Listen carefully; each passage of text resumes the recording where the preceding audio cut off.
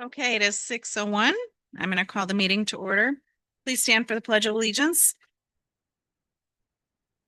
I pledge allegiance to the flag of the United States of America, to the republic for which it stands, one nation, under God, indivisible, with liberty and justice for all.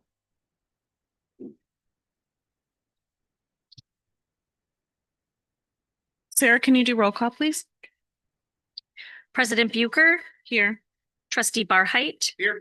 Trustee Brooks, Present. Trustee Polly, Here. Trustee Faber, Here. Trustee Hopkins, Here. Trustee Gant. Here. Thank you. Did we meet open meeting compliance? Yes, agenda and packet items were posted Friday, August 1st, here at Village Hall and online. Great. Trustees, do I have approval of the agenda sequence? Yes. Yes. Okay. All right, number 6, public comments. Please address the board. There will be no back and forth discussions, and there is a 3-minute time limit. Robert Ross, please come forward. Say your name and address for the record.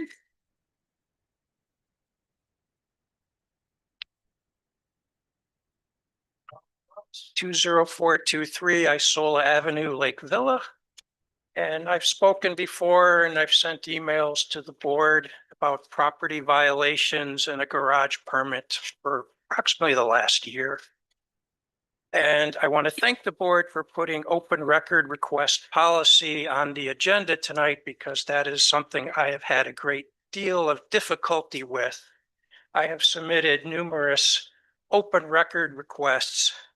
Many of them have been ignored. I submitted an open record request in July of last year for violation reports, letters, photographs, basically anything to do with the violations at the property. I did not get a response. I sent it again, only changing the submittal date last March. I received one violation letter. I know there are many more.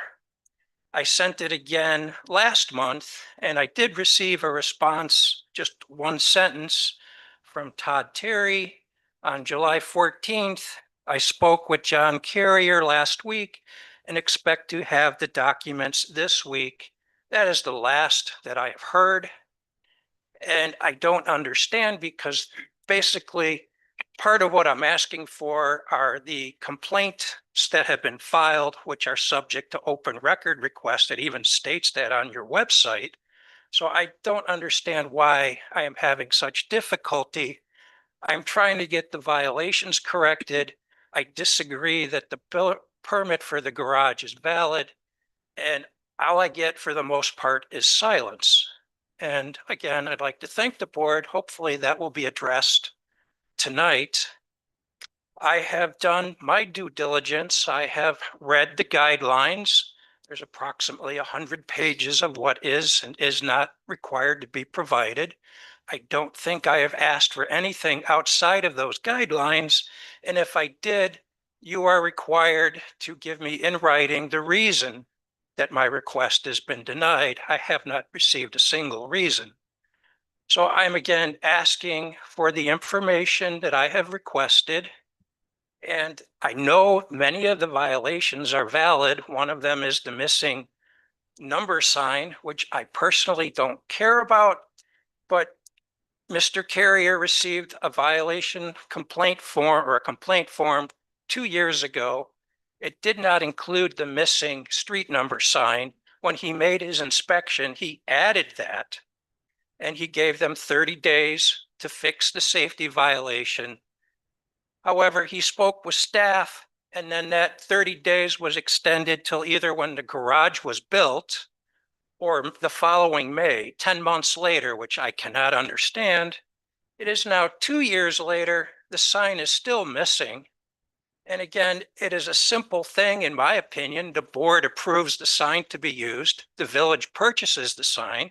Public Works installs the sign. But the excuse that we have recently gotten from Mr. Carrier is he didn't see the complaint form, which was sent a year ago.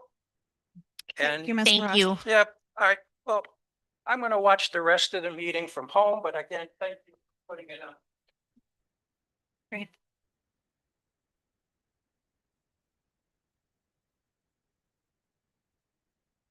Okay, number 7, president's comments.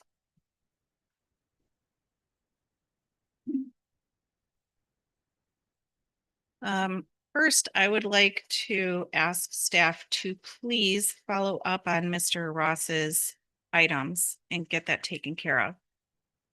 The second thing, I wanted to let everyone know that we have Salem Lakes Community Days this Saturday at the Salem Community Park. It is from 12 to 6 p.m. We have music, food, games, raffles, vendors, bingo.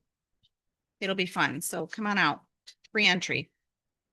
Pond update. So the delineation was completed by Hay and Associates and sent to the Army Corps of Engineers on June 13th. We are awaiting their response. I have asked Hay and Associates for an update on the process and for their invoice. When we have further information, we will provide another update. One initiative this board is going to be working on is transparency of information. So our staff has been working on policies and procedures. We have not formally had those. So in the coming months, you will see many of those on topics such as social media, trustee ethics, the bidding process. As well, we are going to be doing a better job on our social media platforms of getting information out to you so that the information comes from us as a village. And if you have questions, you can follow up with staff or any of the board members. Next, I'm going to go into 7.1, Board of Appeals appointment changes.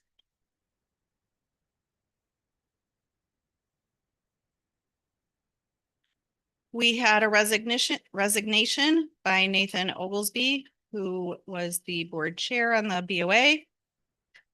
So I would like to appoint, let me just preface this. I make the recommendation for appointment, majority vote needed. So I am going to recommend that Vicki Galich be appointed as chair for the remainder of her, yes, for the remainder of her position, which is till 2026. I'll second that.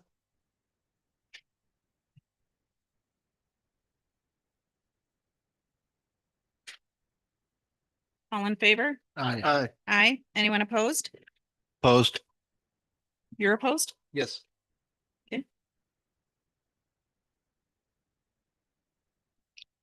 And then that leaves a full-time open position. And so for that, I would like to move one of our alternates, Sue Schragi, I think I'm saying her last name correctly, into that position, a full-time position to fill that with a term of office ending in 2027. I'll second that motion.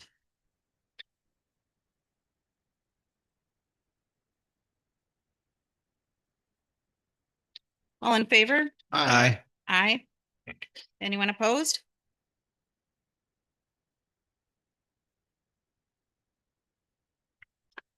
Okay.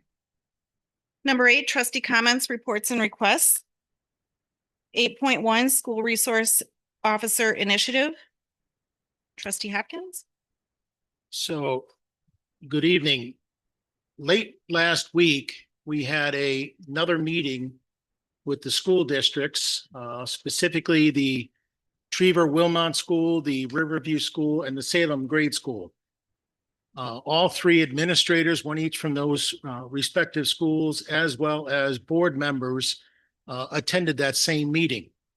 In addition, we had Captain Klinkhammer and Lieutenant Gilly from the Kenosha County Sheriff's Department. We went in depth on what a school resource officer would be doing while in the grade schools. Broken it down by 4K to 4th grade, and then 5th grade to 8th grade. Two of the schools seem very much in favor of moving forward with that initiative. Here's part of the dilemma we're faced with right now. The village operates on a fiscal year, January 1 through December 31 budget year. The grade schools, however, work from July 1 to June 30th. One can't go without the other can't go without the one. So what we're looking for tonight is a consensus. If we, the village, are willing to pick up the share, $44,000, $40,000 to $44,000 per deputy in the 3 months during the summer, so that we can extend sheriff's coverage around the clock. If we had two, that would be $80,000 to $88,000. The schools on their share are going to be paying close to $90,000 for their 9 months out of the year. So tonight I'm looking for a consensus if this is something we want to move forward with during the upcoming budget cycles. Now, did you say all three of them wanted it? No, I said two of the three. Trevor Wilmot is a hard no. It's a hard no. Hard no. And is that hard no related to just the cost or? You know, all three grade schools express concern about cost, Pete. So I don't honestly know. Before we even started talking funds about 4 months ago, when I sent the separate email to Wheatland Trevor, they expressed at that time a hard no as well. You mean Wilmot Trevor? Wilmot Trevor, Trevor Wilmot Trevor. Which came first, the chicken or the egg? So I don't know. I'm gonna assume cost has something to do with it. But beyond that, I don't. And for clarification, the extra money, when you say that they'd be paying 90,000, that's the whole year for that officer? That's 9 months. That's for 9 months. Then It's the other- actually 176 days, I believe. And then the balance is what for the village to, So we would pick up 3 months out of a 12-month contract, yes. And at rounding up the numbers, just to make it simple. and those two officers, if I'm understanding correctly, during the summer months would then be on additional patrol for the village of Salem Lakes. That is correct. And we've all heard from the community, they want to see more sheriff's deputies. The problem is for us to hire one additional deputy per year, we're looking at about 130 to 144,000 fully loaded. So here we can get two during our busy cycles for less than 100.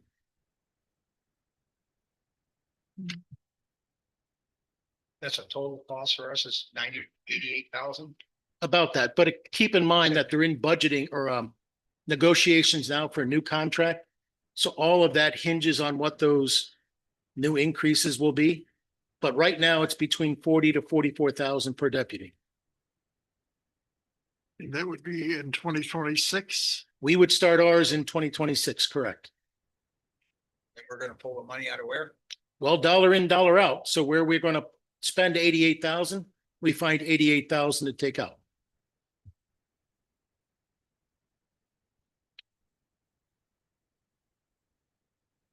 So outside of hearing people wanting additional officers during our busy season, like is there, what data lies behind that as being a proper move? I'm sorry, what? What data lies behind that being a proper move behind outside of you hearing people want more officers? I'm not sure I follow your question. So why is this a good idea? Specifically, beyond a good idea, where does it compute that this is a needed component? You don't think you'd want to have more police coverage on third shift, for example? Well, this is, I guess, instead of shooting a question back at me, it's more of It's a, the monthly reports that we get, right, from the sheriff's department is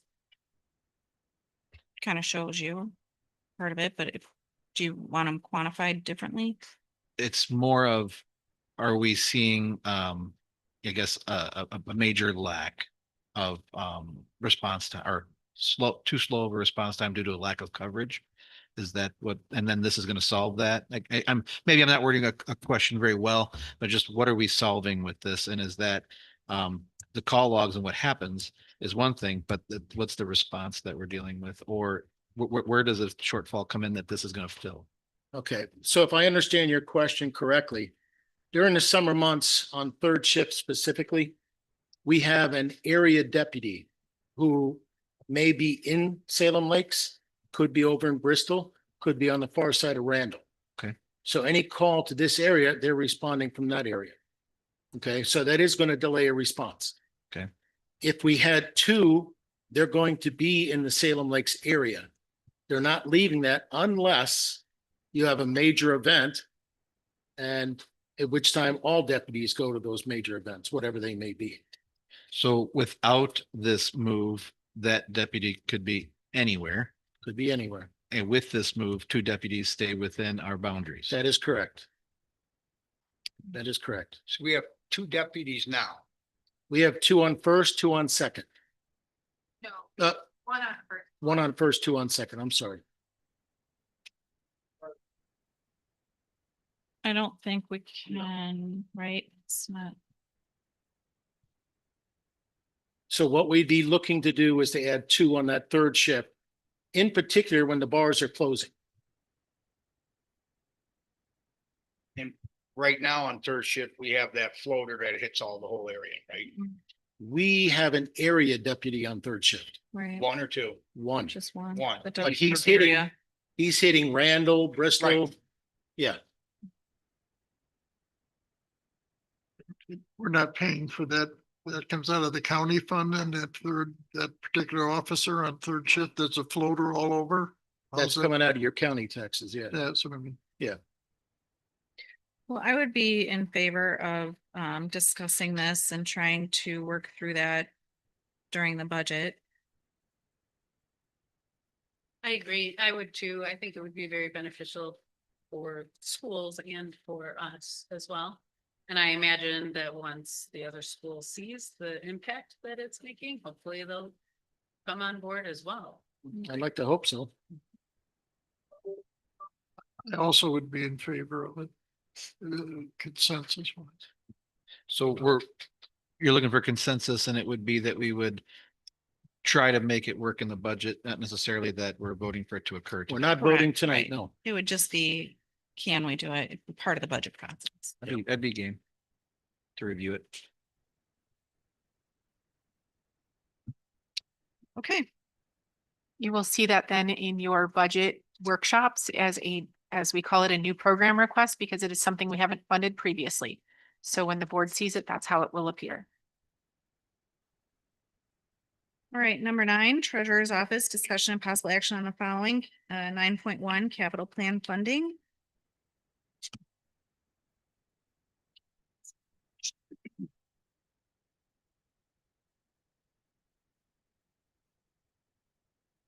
So this is a follow along to your capital plan workshops. You had 2 workshops, plus you talked about this at your last board meeting. And this evening we are seeking direction. We do have Todd from Ellers here again. You had received a number of funding scenarios for consideration.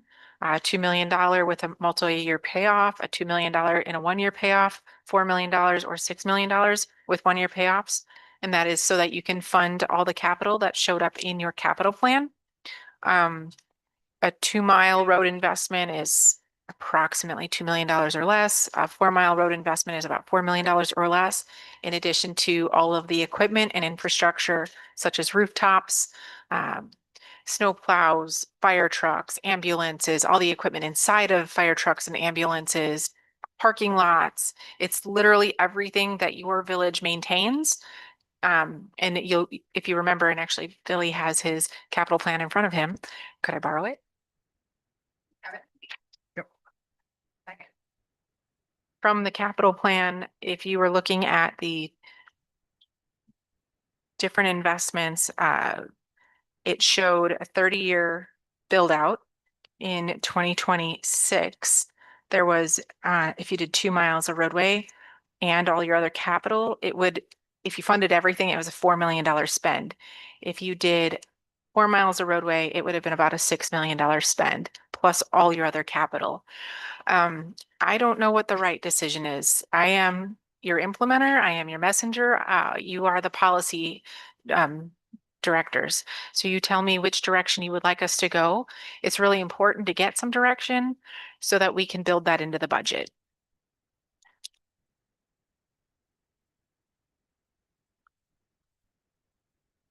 And the numbers that that I threw out this evening they're not written in stone. If you say, you know, I don't like $4 million, but I like 3, that's fine too. Or I don't like $6 million, I like 5, that's okay too. You have a range of options, but what we need to be able to do is give Ellers direction as to which number you would like us to work towards so that they can work on taking out the debt. What's really important is that in order to be able to realize that in the levy, you have to take it out before the levy is set. So they need time to be able to come up with all the paperwork, which he can talk to. That is not my expertise, to be able to have that for the budget process and have that in place before the levy is set. But as we've already been through this, I mean, with $2 million, though, it's not enough to cover what we plan on doing. So just for the public certification, the village maintains about 86 miles of roadway.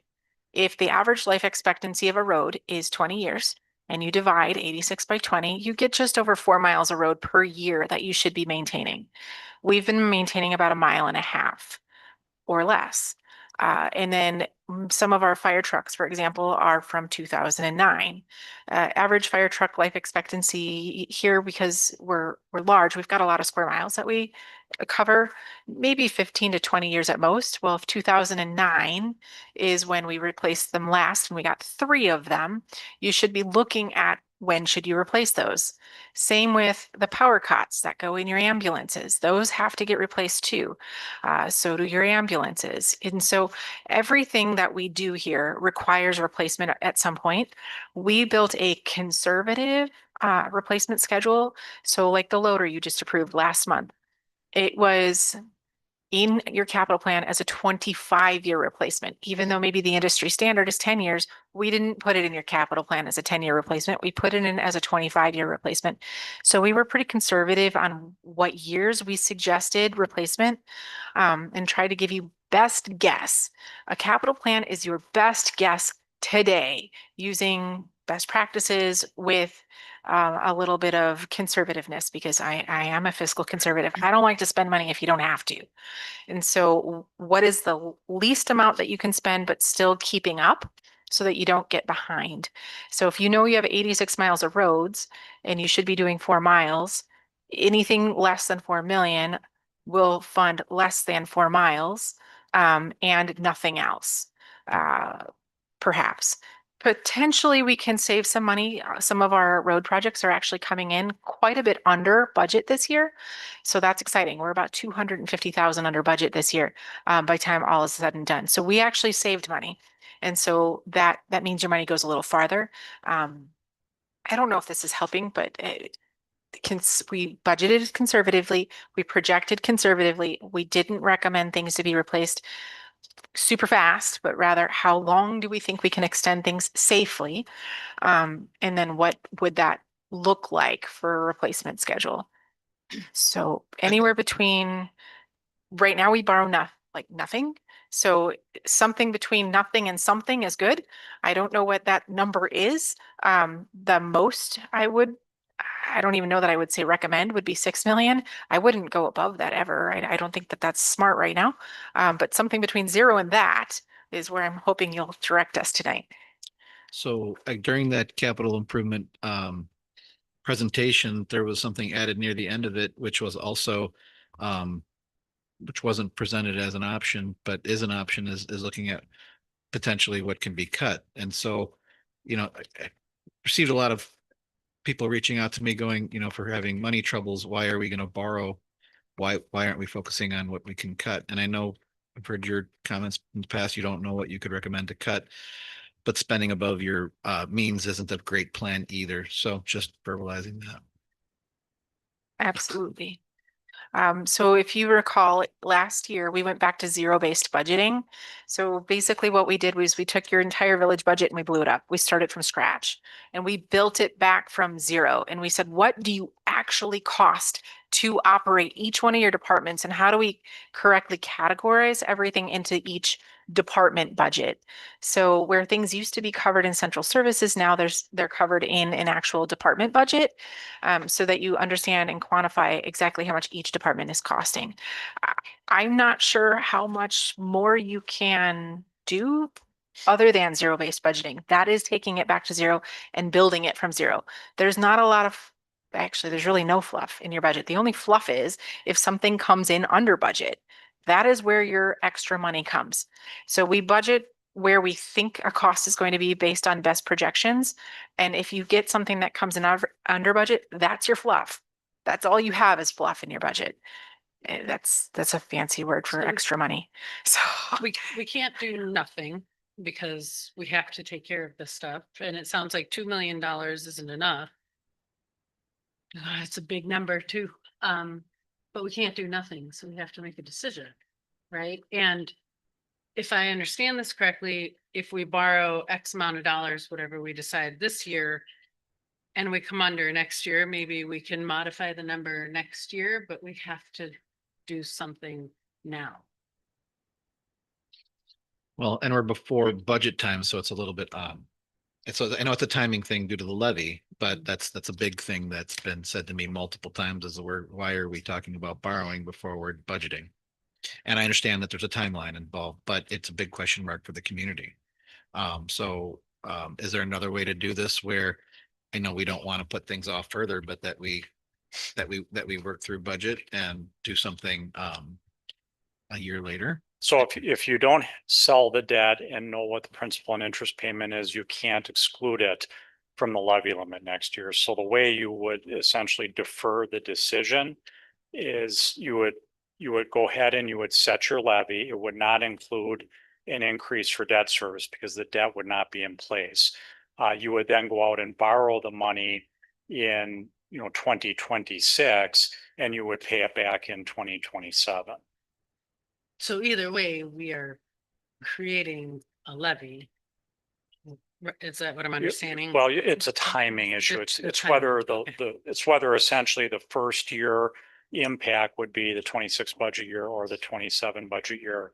The other thing I would mention is that depending on the timing of when you issue the debt, I mean, if this is primarily going to be for road improvements, you probably are letting contracts in spring and have pay requests starting to come in maybe that June timeframe. If we issue fairly early in the year, the way that debt payments typically work is that you would need to make an interest only payment in the second half of the year.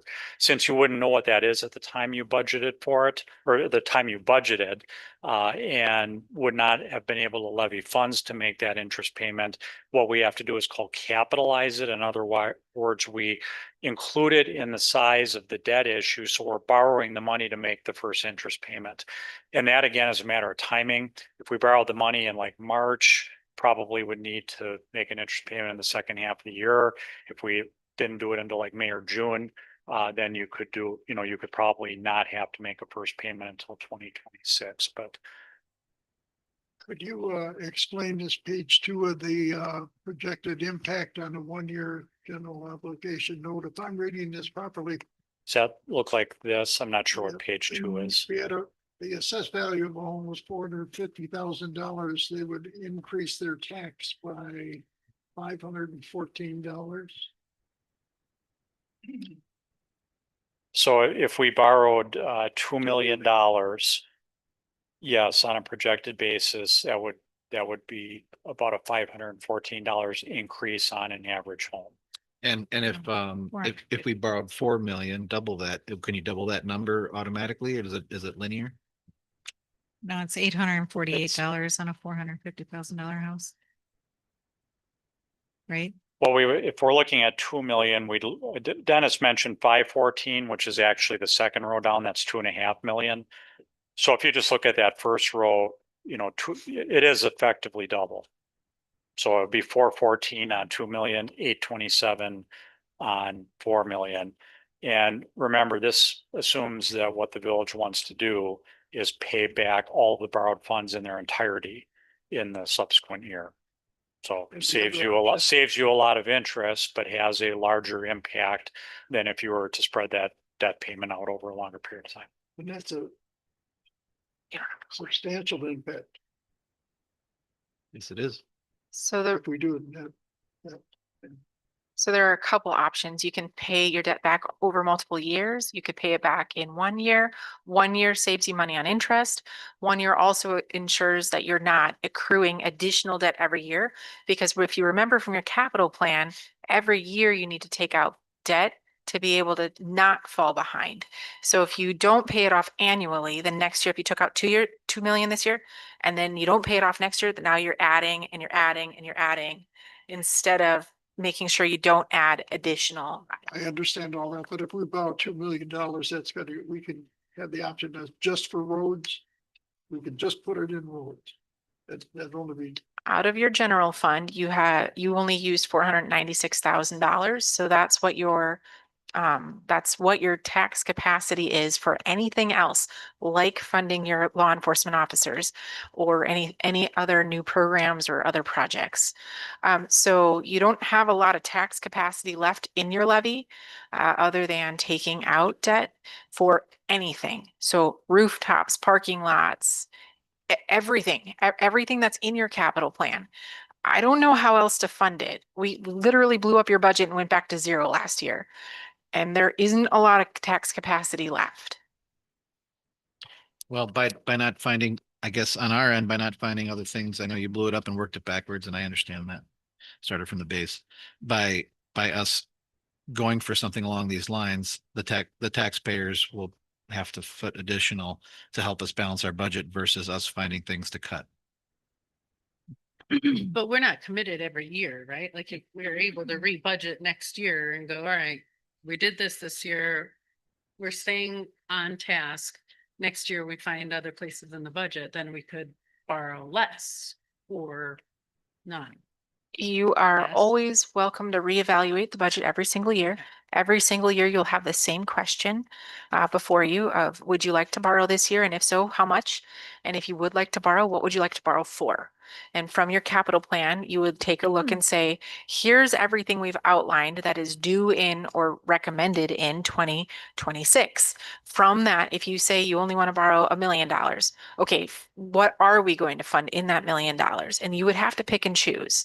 And so on and so forth for every future year. So anything that you don't fund that is in your 2026 column, that can gets kicked down the road and it continues to accrue bigger and bigger in future years as far as that dollar amount.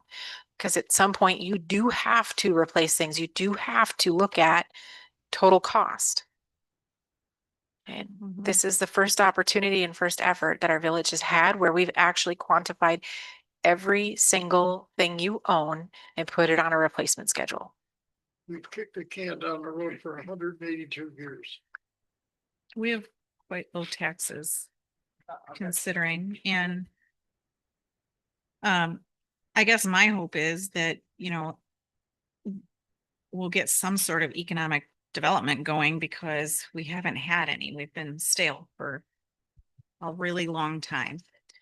So, our tax base really isn't growing, but everything else is getting very expensive. Salaries, inflation, everything is expensive. And so it's hard to work from that, your tax base when everything just keeps going up. So how do we fund that? The more we put off roads, the more expensive they get because there's more damage done.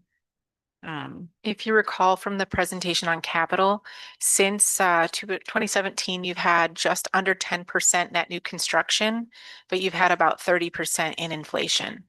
Net new construction is all you can raise your levy by. It's the new construction that comes in. There's 3 ways to raise your levy. There's 1 is the referendum, 2 is debt, and 3 is net new construction. So if inflation has been 30% and net new construction has been less than 10, you've got a 20% gap.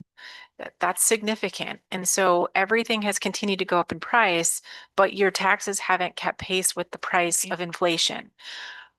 I can't solve that problem for you other than bringing it to light and asking you for direction. And basically, when we forward 12 months from now, we have to borrow more to accomplish the same. And then at some point, do we reach the point where we can't make the payment on the money we have to borrow to just operate daily expenses? I mean, how does this kind of blows my mind that we can't find a way to fund ourselves annually without needing to borrow money. Because we haven't been funding ourselves for those kind of capital improvements. That's the problem. They've just been sitting there. And so Right. when we need to pay for things, you know, we can't really afford it. And that was the whole point of the capital plan and going through all that so that we don't have to someday borrow money. My hope is that we'll have some economic development and we'll, you know, add to our tax base and maybe 2 years down the road, we won't have to do this. That's my hope. Through net new construction, if that is the direction the board chooses and we really get busy with the Economic Development Committee and the board, you can bring in net new construction numbers and reduce the burden on taxpayers. So as your net new construction goes up, the need to borrow will hopefully go down.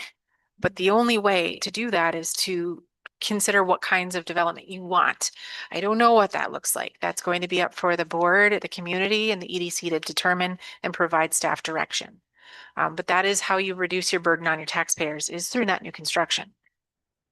That is, But in this particular case, though, with this borrowing, we're going to increase the burden on taxpayers. Just pointing it out. But that's. yes. The short answer is yes. But if you do nothing, then the roads continue to fall behind. And that's a burden too. And that's a burden as well. And we know the number one thing we hear complaints on is the roads. And so if we don't invest in the roads, they're just going to get worse. And as we showed you on that chart, as the roads get below a 5 on your PACER rating, they actually deteriorate much more quickly. So the goal is to keep the road rating at a 5 or greater, not below a 5. Once you get below a 5, the cost of repair on the roads goes up exponentially. And so this is to try to be proactive, to not get to that exponential cost increase, because you'll have to do more with your roads versus maybe a mill and overlay. If you get them too bad, you may have to do full depth reclamations or additional work. I think none of us want to do this, I don't right? want And to that's do why we're all kind of quiet, because this is kind of, for me, this is a scary thing. Yeah, but I feel like we have to do it because it's just gonna continue to get worse, and hopefully the EDC brings in development, and like you said, we can overcome this in the future, but we have to make a decision Mhm. today. You can't just continue to ignore Take it it. down the road. I got a question. That'll take 4 years at 256 per pay off the first 2 billion. 1 year. Pay off the first. So the way that I structured this, and again, this is a projection, I'm showing that the $2 million borrowing, we would pay off about 1.2 million, so 60% of it in the first year. And then the balance of it, we would repay over an additional 5-year term. And there's no magic to that. Again, other than what I was trying to do was to incrementally, there's still large increases, but I was trying to incrementally increase the levy impact in more even, allotments and smooth that out a little bit. Okay, but still, it takes over 2 years to pay that off. Is that what you? No, it takes, in this example, the way that I've done this, it would take 5 years to pay 5 off years to pay that. off the first 2 million. Right, so Then we'd have what I'm showing is that for the first 5 years, when we did these borrowings, we would repay them over more than a 1-year term. And then after the end of that 5 years, we would be doing it on an annual basis. And again, the idea there was to build a bridge. So you're going to pay more interest, but what it does is it smooths out the affordability over a phase-in period. I'm looking at this between that and the payoff every year. Isn't a whole lot of difference at the 2.5 million mark at the second year. $50, yeah. 442 to 514. I mean, wouldn't you be spending more in interest to do it with the first one?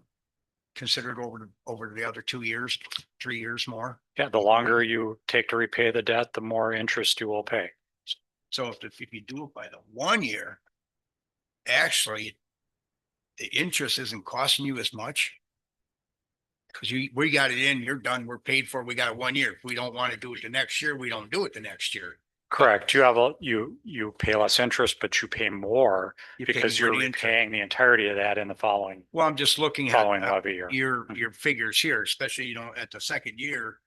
It's not even $100 more, Just an option. you know, it's because thinking of it that way, that ain't so much because you're not locked in and you're not paying it 2 years down the road. You're gonna be funding this yearly one time. And then the next year it's gonna cost you more, but I mean, you have more. Don't have to do so much the second time if you don't need it. One thing, Figure out, one thing to remember, kind of going back to an earlier question, I mean, it's absolutely correct that you make these decisions on an annual basis. But just generally speaking, one thing that's usually good from a taxpayer perspective is you don't have this roller Right, you coaster wanna effect where you see keep that it in. levy and that rate. So I just wanted to add that in as you think about it. So I think when you're looking at a program like this, you want to strive for some stability, not only from a tax rate and levy management perspective, but obviously a sustained funding program as well. And that's how we built the capital plan as well. If you recall from the capital plan, the goal was that expenditure line over 30 years remains very consistent. It doesn't go high, it doesn't go low, it's consistent so that you're not increasing it significantly, right? You're trying to keep that number, the expenditure that is needed, consistent from year to year to year. And so that's how you also then look at your entire 30 years and say, if we have one year that's capital heavy, how do you shift it so that you're not having peaks and valleys? Peaks and valleys are uncomfortable for your taxpayer. So it's better if you can keep it more consistent and stable. Any increase in tax isn't fun. I'm a homeowner too. I don't appreciate increases in tax, but I also do like my services. I like to know I have roads to drive on. Like to know they're going to be plowed. I like to know the fire department's going to respond if I need them. And that's not free and it's not going down in cost. I agree with you. I think we have to look at the paying it off every year. I think that's a better option. I don't know what is, I'm not you're the financial guy. I'm just thinking, you know, if we really need, how much you really need every year. I mean, the more money you got, the more you spend. That's my view of it. You got money in this pot. Oh, it sounds bad. I'm gonna take some of the pot. And then now you gotta rebuild that pot. I don't know what the best way is. I just know it's gonna be everyone's gonna get pissed at this. Even if we do the low number, the first one we do the low number, that's just for the first year. You're still Right. paying part of it back to second, third, and fourth, right? Well, Roll into that. No. It rolls in, plus the other one adds to that. and if I remember correctly, on the capital plan, the loan number doesn't get us to where we need to be. Am I correct on that? So the capital plan. That's a variety of options. So I gave you the 2-mile roadway. I gave you a 4-mile roadway option. And so on the 2-mile for next year, if you did 2 miles plus everything that is suggested for 2026, the dollar amount is $4.2 million for 2 miles. If you did 4 miles, it's $6.2 million. I'm not saying you have to do that. That's putting everything into a best practices plan. Everything is subject to your direction and shifting. But that is 2 miles, that is 4 miles, and all the rest of your capital so that you can start to look at purchasing a new fire truck. If you remember, a fire truck is anywhere between 3 to 4 years in the future. If you ordered it today, you're not going to receive it for 3 to 4 years. Ambulances are quite a delay as well. And so you do need to start to budget for some of these things because you do know you will need replacements. Even just last year, we did a fire truck refurbishment. That takes money, that takes capital. If you don't have capital money for it, you can't refurbish another fire truck. And so this isn't just roads that we're looking at. This is your parking lots, it's your fire trucks, it's refurbishments. It's not even just buying brand new. It's saying we already own this. We want to refurbish it so we can extend its life, which is a cost savings measure. Are we gonna do more maintenance on these roads? Cause I think that's where we fell behind on a lot of maintenance out here. That's correct. This will include crack sealing as well, because if we are not doing crack sealing, you're not doing a good job of extending your You need life. Crack filling, you need shouldering, and Mhm. you need weed control, because those weeds just make that crack get a lot bigger, which means somebody has to spray. Yes, so the goal on any of these plans you would be more proactive with your maintenance on your roadways to extend their life. When you have not enough money, you do the best you can just to keep up and not fall further behind on replacements and resurfacings. So we haven't had the funds to do as much proactive or preventative type maintenance as we might like to. Dennis, I know you like to talk about mill rates. Would you like to talk about our mill rate in relation to other communities? $2.91 this year, and I was just taking the average price. I'm on the board of review, okay? And as I recall, the average assessed value of a property that we have this last year is 333 million or 335 million. And you base this on 450,000, or I mean, 335,000 versus 450. So would that add another $100 to that? My analysis is based on 450, I know it is. so you'd have less of an impact on a lesser bill. So what I'm saying is our new average is like 350. Right. What's that, what he wants, what's the difference between that 450 and 350 in In the increase in taxes? Yeah, you would drop about 20% from what you're seeing. So it'd be lower than that. If our average is 350, it'd be lower. Or would it be You higher? base the 450,000 on how many properties? 7,000? So that was based, that's the average list price of a property in Salem Lakes on Realtor.com. That's where you got the 450. That's 300. As I recall from the board of review, I think that we came in at like 335. That's probably more accurate because my daughter just bought when we were looking in threes, high twos and low threes. So your mill rate, as you know, is assessed on a per thousand basis. So we can use any dollar amount here. If you own a property that's less than 450, you're going to pay a little less than we show here. If you own $750,000 property, you're going to pay. Now, does this show up as a separate line item on the tax then? It does not. It would be part of the village levy. Right. Okay, the reason we could do that is because we're borrowing money like this, because as we talked earlier, we can only raise our tax by the amount of new construction. Correct. And in the past, to the extent you have been funding improvements, you were able to fit those in within your levy limit, but as costs have gone up, it squeezed that capital, ability to levy for capital out of the equation. So that's why you're at the point where you are now, is if you're using all of that levy capacity for general operations of the village, the only way to have a further exemption from the levy limit, other than the referendum option, would be to borrow for it. By converting it to debt, it's excluded from the levy limit.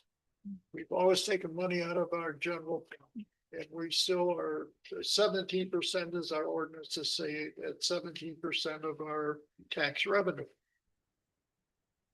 And we're above that. We're like almost 30% right now. And I know that some of the experts are saying we should have more money in the general fund. But that's for a catastrophic event. If we don't have the money, nobody else is going to have any money either. That's the way I look at a catastrophic event. So I don't know, 17% always sounded good to me, or 20%, but not 30%. And even if you were to apply some of that fund balance, that's a 1-year Band-Aid. Because once it's spent, it's spent, right? Ever since I've been on board, we've done that. Are you saying that I want to understand, kicking it down the road as a good thing, we should continue, or it's time to stop? Well, we've been in situations where we have been able to buy 2 new rescue squads at one time. We saved up money for that. So we may not have had the formal capital fund has been proposed here. But we've been able to do things financially and always had money left over in the general fund. And we're able to operate at a low mill rate. Under, it's never been $4 since I've been on the board, that's been years. $2.91 right now, and I suspect with the new assessment.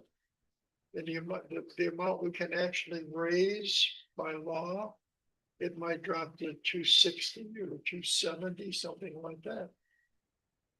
Because, you know, for state law, we can only increase our revenue by the amount of new construction. And new construction isn't necessarily a new home. It could be an addition. It's not a new roof, because that's just maintenance. Or a new kitchen is maintenance. But if you do a rec room or something, that would be, or build a garage, that would be new construction. We don't get any money out of the cost of living raise, whatever they call it. Cause that's what the schools get. They get a percentage every year depending on the CC, whatever they call that. When the levy limit law was originally put on the books, there was a minimum floor where I want to say it was 3%, but I might be incorrect. And that was taken out of the law about 10 years ago. So if you have no net new construction, you have 0% increase in your levy over the prior year.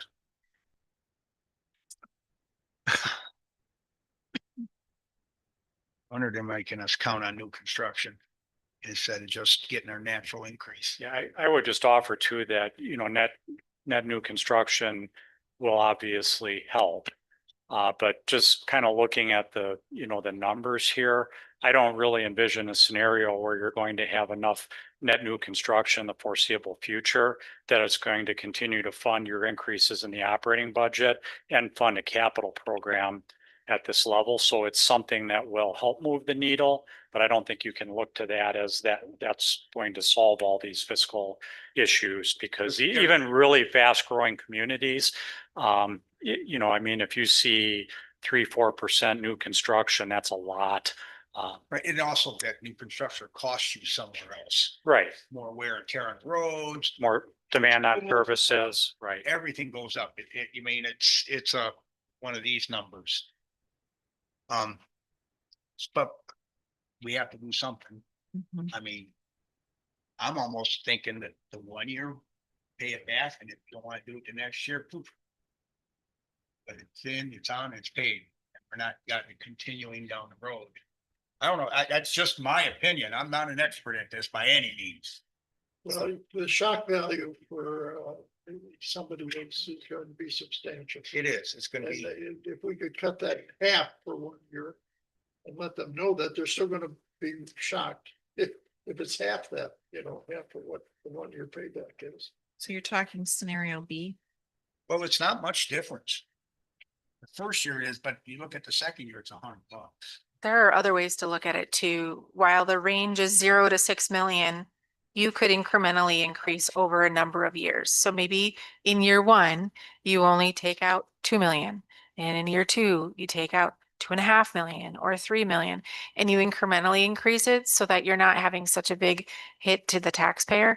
I know as a taxpayer myself, I don't want to see an increase from 0 to 6 million in 1 year. That's going to be, in my opinion, too substantial. But I have to show you the range because that's what the capital plan shows. And I'm not the decision maker. So within the range, you tell us what number you would like to fund, and we can incrementally increase over the years to get to a sustainable capital plan. That's what I would do as your staff and as a resident. That's what would be much more palatable. But you also got to show fiscal responsibility to the owners and say, okay, we gotta find places we can cut. It's always places. It may not be a lot, maybe just a little, but that's, if we show the people that we're trying to do the best we can and still put a little bit in the pot Mhm. and maybe not do all the roads till we get some money built up in there. I think it's gonna be a combination of everything for this. We just So can't you- go, boom, I want money. And Because we're already behind on our road repair and all that. Yep. So we just kicked it, as Dennis said, kick the can down the road and we'll just, I don't think 2 million is gonna get us where we wanna get to. I don't think you put too much more in the pot without getting a lot of feedback. So 3 million would be like 650 maybe. 614. Yeah. On a What is that? On 400. Would that be in the mill rate? I can't, that's. I know, I just a rough ball picture, how much it figures into the mill. That's still, that's $614. It's still a huge. But that's- On a that- $450,000. Yeah, so On a for 400. 350,000 on average. So let's say it's $500 more. 525, I think it would be if you want to figure percentages. Yeah. I'm not good at that. Take 120 off. We have And to they're do, getting roads. we have to do we're getting something. roads. So if Everything you is just do, getting if you more do 2.5 expensive. in a year, that's around 4. We have 84 miles of roads and half of that is in good shape. From 5 and above, the other half is from, And I see we've been 4 and below. replacing subdivisions. So the Should we next thing you're going to be asked, are you doing my road? Mhm. I could think concentrate more on the main roads that everybody uses. Well, we need a decision, so.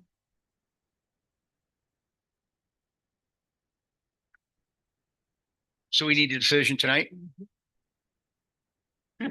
That is the request, that you would give us direction as to what number you would like us to work on so that we can include it in the budget as well as give Todd direction.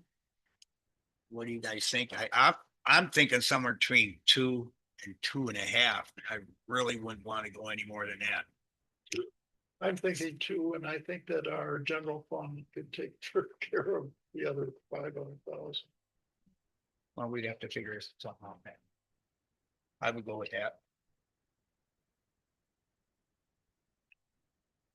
Do you know how much is in our general fund right now? How much is in the general fund right now, or in the fund reserve, Outside my fund budget. balance? And what percentage of that is it?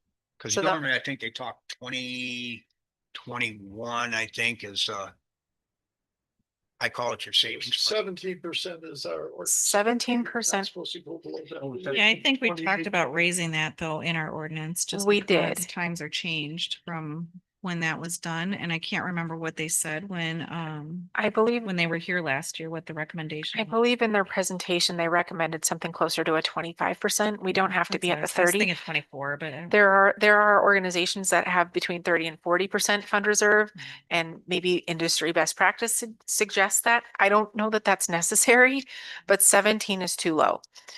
So they recommend something higher. I believe in their presentation, it was around 24 or 25%. As 24 is what they the- recommended. You use that money, it's a catastrophic event. So we'd be the only ones with money? No, this is best practice recommended across all governments, that you would have to have, or they recommend you have a minimum in your fund balance for reserves. And so I don't agree that you have to have 30%, even if the industry says you should have 30%.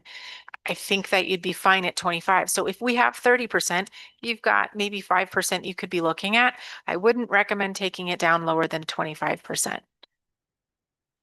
Well, we have an ordinance that says it's not to go below 17%, so we would change that if you want to make it 20% or something, but.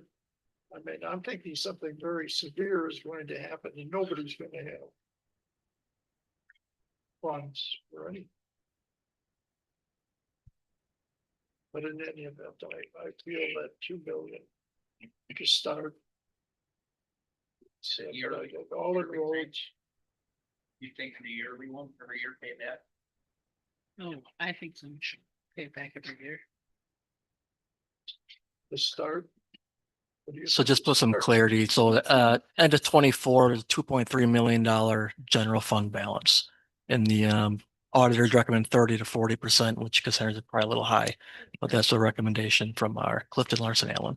Can you go one more time, say those numbers? $2.3 million fund balance at the end of 24. For the for the general So fund. what percentage was that? It was just under 30%, it's 28.9. Because So that's what we levy- have, just under The 30%. levy is what, like $8 million?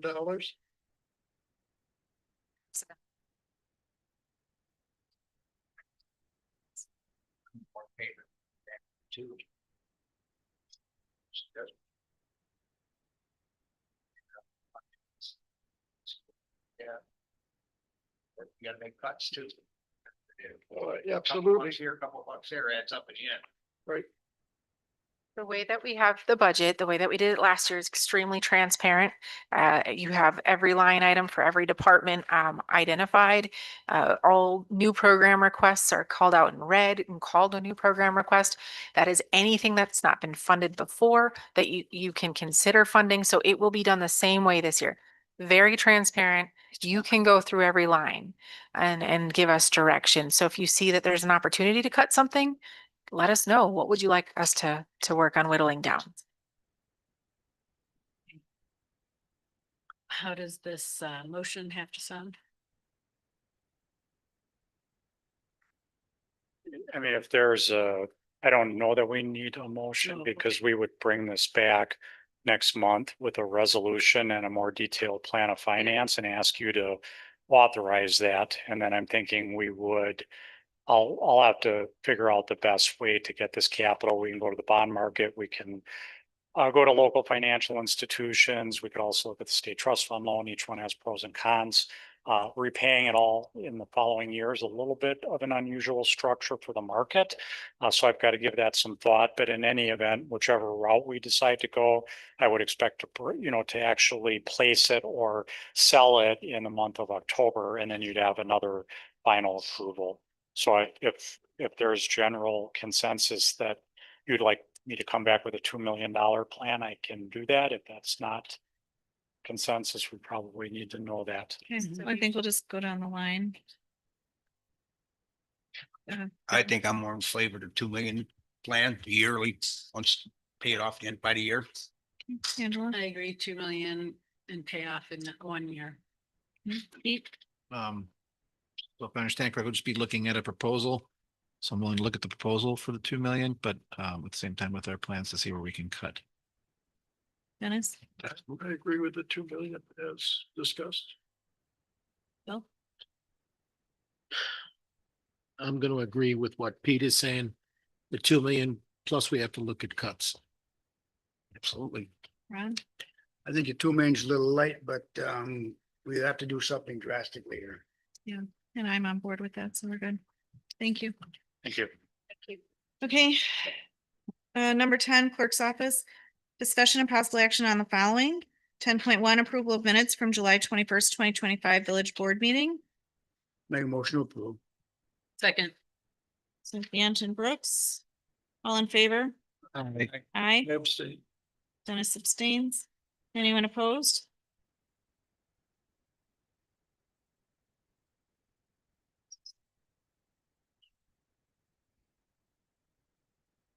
Thank you.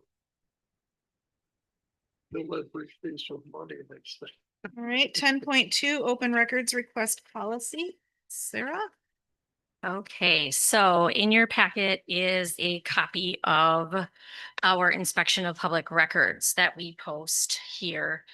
It was brought to our attention a while ago that maybe our costs weren't as true. You know, in the past, a lot of municipalities and places did the quarter a copy, and that's what we charged. And it seemed like the going rate with everyone around. So I went and did an analysis of, you know, how much does a copy cost us now? And it's approximately 3 cents. So I've updated our sheet to include that 3-cent charge, if and when I get a paper copy. To be completely transparent, most of our requests these days are digital. So I did add in here the cost of the $5 for a zip drive if it is required. And then I did add the line of the cost of $50 for discovery. for staff time of finding things. In the packet, I also included an updated open records request form. In the past, we didn't ask their method of delivery, and we kind of just assumed, or we had hoped that they wrote it down. So I did add some more information that would make staff easier to get it to them or to ask them questions. So this is just a slight policy change. I do have to have legal look at it one final time. He was on vacation last week, but I just took what we had prior and made a few revisions to it. So nothing substantial. Can you explain what the $50 discovery cost is for? So you can charge staff time if it's a large request, if it goes over $50, and you have to charge the fee of the person with the least amount of hourly cost that could do that search. But sometimes you don't have that option, right? Like if it's IT and it's a costly search. Historically, we have not delved into that, and I am finding that with some of these larger requests, the village is definitely losing out of time and money. So this is what we're going to adhere to moving forward. I just wanted to bring it up to you guys. Great. So I guess, for example, if somebody made a request, hey, can I have all the emails from February 10th?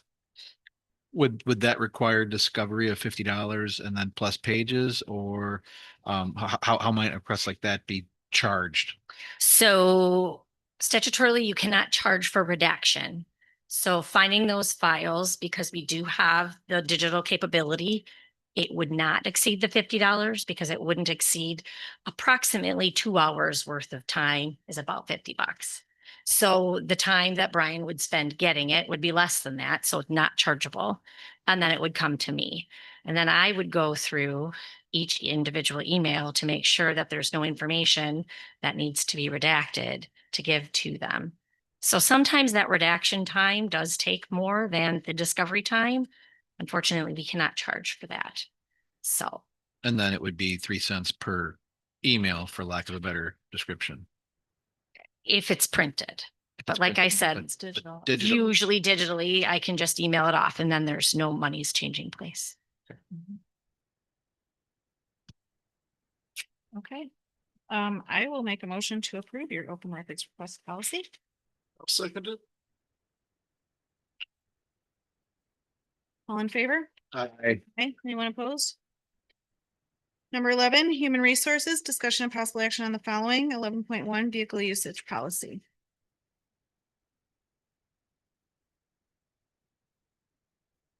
Hi. Included in the packet is the vehicle usage policy that we came up with here and ran through the attorney to spot check. The purpose of it really is just to ensure that the employees in our vehicles are safe, and everyone's driving responsibly. And it just kind of holds everyone accountable when we're using village property. And after we go through this, we were seeking approval from you all. I'll be meeting with each department to go over and have them sign off that they understand it and they sat through the explanation of it. So we have record of all that then. One thing I don't recall seeing in there is their responsibility if they receive a speeding ticket or a parking ticket. Okay, one moment. I believe there was something in Was- there. They need to report it immediately. That was an accident, but not a ticket. Okay, Like a speeding or a parking ticket should be on their own. They pay for that themselves. okay. It's not a village All right, I can have that. responsibility. Mhm. And you mentioned that you'd meet with each department, like person, but would it actually be each person sign off that they've read this? Yes, Okay. and it would be All placed. employees that use vehicles. Correct. We did that for another training session. Just you want to keep record of everyone signing off and agreeing that they understand the rules and will follow. Mhm.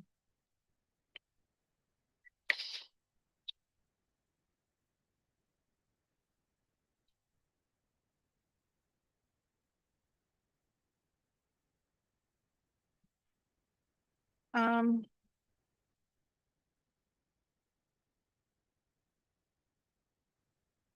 The only other thing that I kind of wondered was we have some vehicles that aren't, well, the definition of vehicle, because like this new payloader, they'll be driving around. And so I think it's smart to include and anything driven on the roads this applies to. Like, for example, texting while driving the payloader or whatever the case may be, because right now the way it's worded, it seems like construction equipment could potentially be argued to be outside of the bounds of this. I wonder if we would need a different policy for that, just for that kind of stuff, because Well, You think? another way to think about it, even like any kind of disruption or distraction while operating heavy equipment is a danger to employees. So there's plenty of cases of that out there. Correct. I mean, it just generally says village vehicle. So I mean, we can spruce it up, get more in deep about what is constituted as a vehicle. We could use, I'm not sure. Or maybe vehicle and or equipment. Okay. So I'm sorry. I said maybe just you could change it, see what legal thinks of vehicle and or equipment, and maybe it's covered. Sure. Yep, we can double check that too. anyone have anything else on this one? So do you want to revise that and bring it back? Sure. Okay, I'll add it Right, thanks. next month.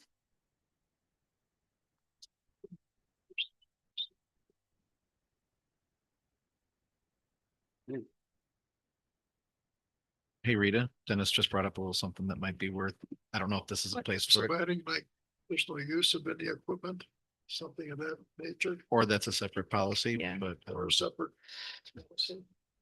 Personal use of equipment.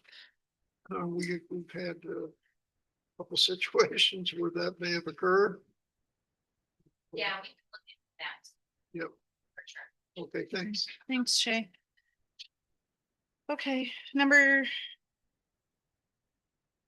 12, Public Works. Discussion and possible action on the following. 12.1, request to contract with Total Restoration Services to replace the Village Hall roof for $107,415.03. Chris, now you may come up and talk because I know you helped with this, right? Ron will also be helping to co-present on this one. Great. Yeah, Chris and I sat down, went through all these bids with Cassandra and Brad as well. We put everything together with all of the 4 bids that we did have. This is the best what we came up with. I mean, there's, the whole roof doesn't really have to be replaced, but it's a 30-year shingle that's on there. And it's been on there for 22 years, I believe, somewhere around there. Okay. And it's Agree. the lifespan. If we patch it together, we're not gaining anything out of this. Okay.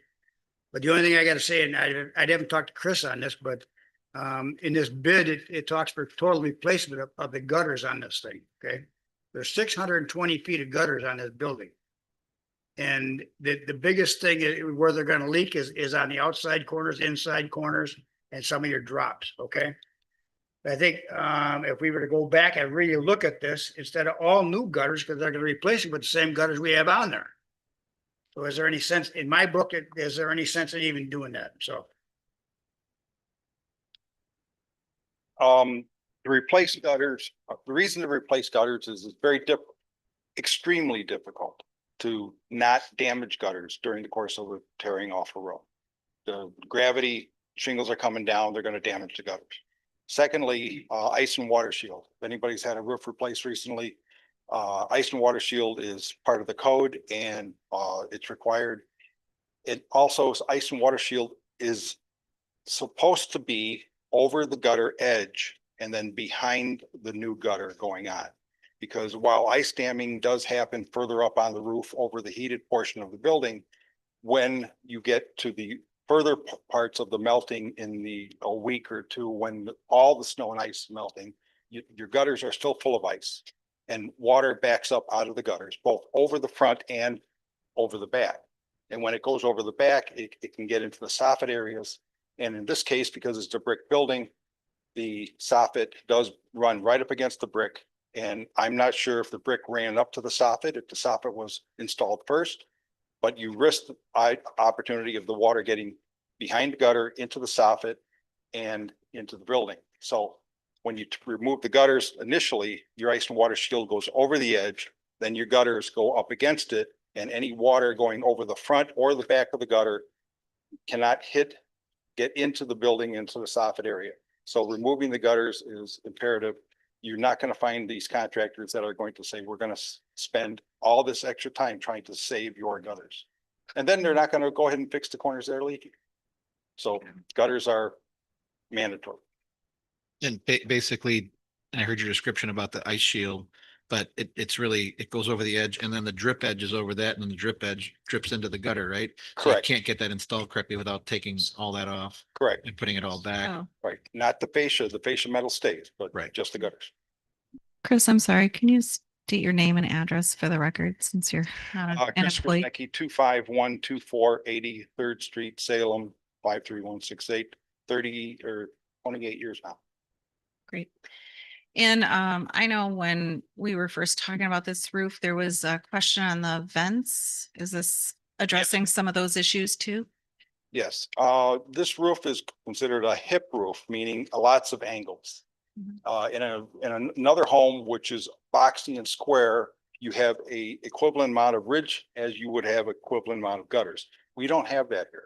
You look at the ridges that we have, they're 5%, maybe 10% of the whole linear footage of the gutters. So when you get the air soffit ventilation in the gutter area coming up, it has to migrate over to the vent, which is on the very top. Now, ridge vent itself is a great thing when it's used in quantity, equal quantities to the gutters. So we're going to remove that, not utilize that venting option anymore. We're going to go with a round vent that's larger. Also, these are individual vents that are solar powered fans. So in the summertime, we get the heat, they're going to be running more. But specifically, this building here, this particular room right here has two separate attics. While this is one open area, they do have a firewall in here. And so this is two attics. So this room here will get two vents. The office area is also divided into two firewall areas. That'll get two vents. The back part of the building where the washrooms are and the meeting rooms are, that is a fifth attic area. That'll get its own vent. And then the front section near the entryway and the elevator, that's a sixth separate closed off attic, not connected to others. So they each will have their own single round vent, which is about 14 inches or so. Will we have any way to know when one of those is no longer functioning correctly? Like, do they have I guess there's an alarm or some kind of light or anything that we would know they're not working, or will we need to inspect them to make sure they're running during, like, say, hot weather or whatever the case is? They're only going to be running when temperatures are above 100 degrees, when the power fans are triggered to run. They are solar powered, so there's not going to be any electricity going to them. I will volunteer for the first 5 years to climb in the attic at 120 degrees and check if you want me to. But other than that, no. You could climb on the roof in a hot day and look for it or listen for it, and you'll hear it because fans do make noise. And maybe a drone's the answer, but the reason why I was bringing that up is just that those are the solution to the underlying problem of all the wood that you had brought up, the underlayment. What was our underlying problem? That's warping. And so now we have the solution of these solar powered fans. And I was just wondering, where do we fall short? Is there a potential for that if they become non-functioning, and how do we know? Well, the problems are the problem which is bringing us here today is buckled plywood. The shingle was sold as a 30-year shingle. It technically has 7.5 years left of warranty. I'm not sorry, expected manufacturer's lifetime. And that's been my argument. I've sent multiple emails to this board and the last board saying, why are you going to spend $100,000 on a roof when it's still got 10 years lifespan? But what's happened is the roof has not failed. It's the plywood that has been a problem. Now there's buckled plywood on virtually every face of this building. On this section alone back here, there's 2 or 3 spots. They're very minor, but they're there. Over the bulk of the bad plywood is over the front entryway, specifically over the elevator shaft. Now, I'm not sure exactly why that is. We're speculating that because the elevator does go down to the basement and there is a chase of air, of different temperature air that gets up into that area, that could be the cause of that buckled plywood. Also, there's not any significant venting in that area, which would have helped mitigate that. So one of the specifications that we specified in this new roof is to re-nail every sheet of plywood on this building like it was a brand new building. I've since found out that that's actually a code in Florida.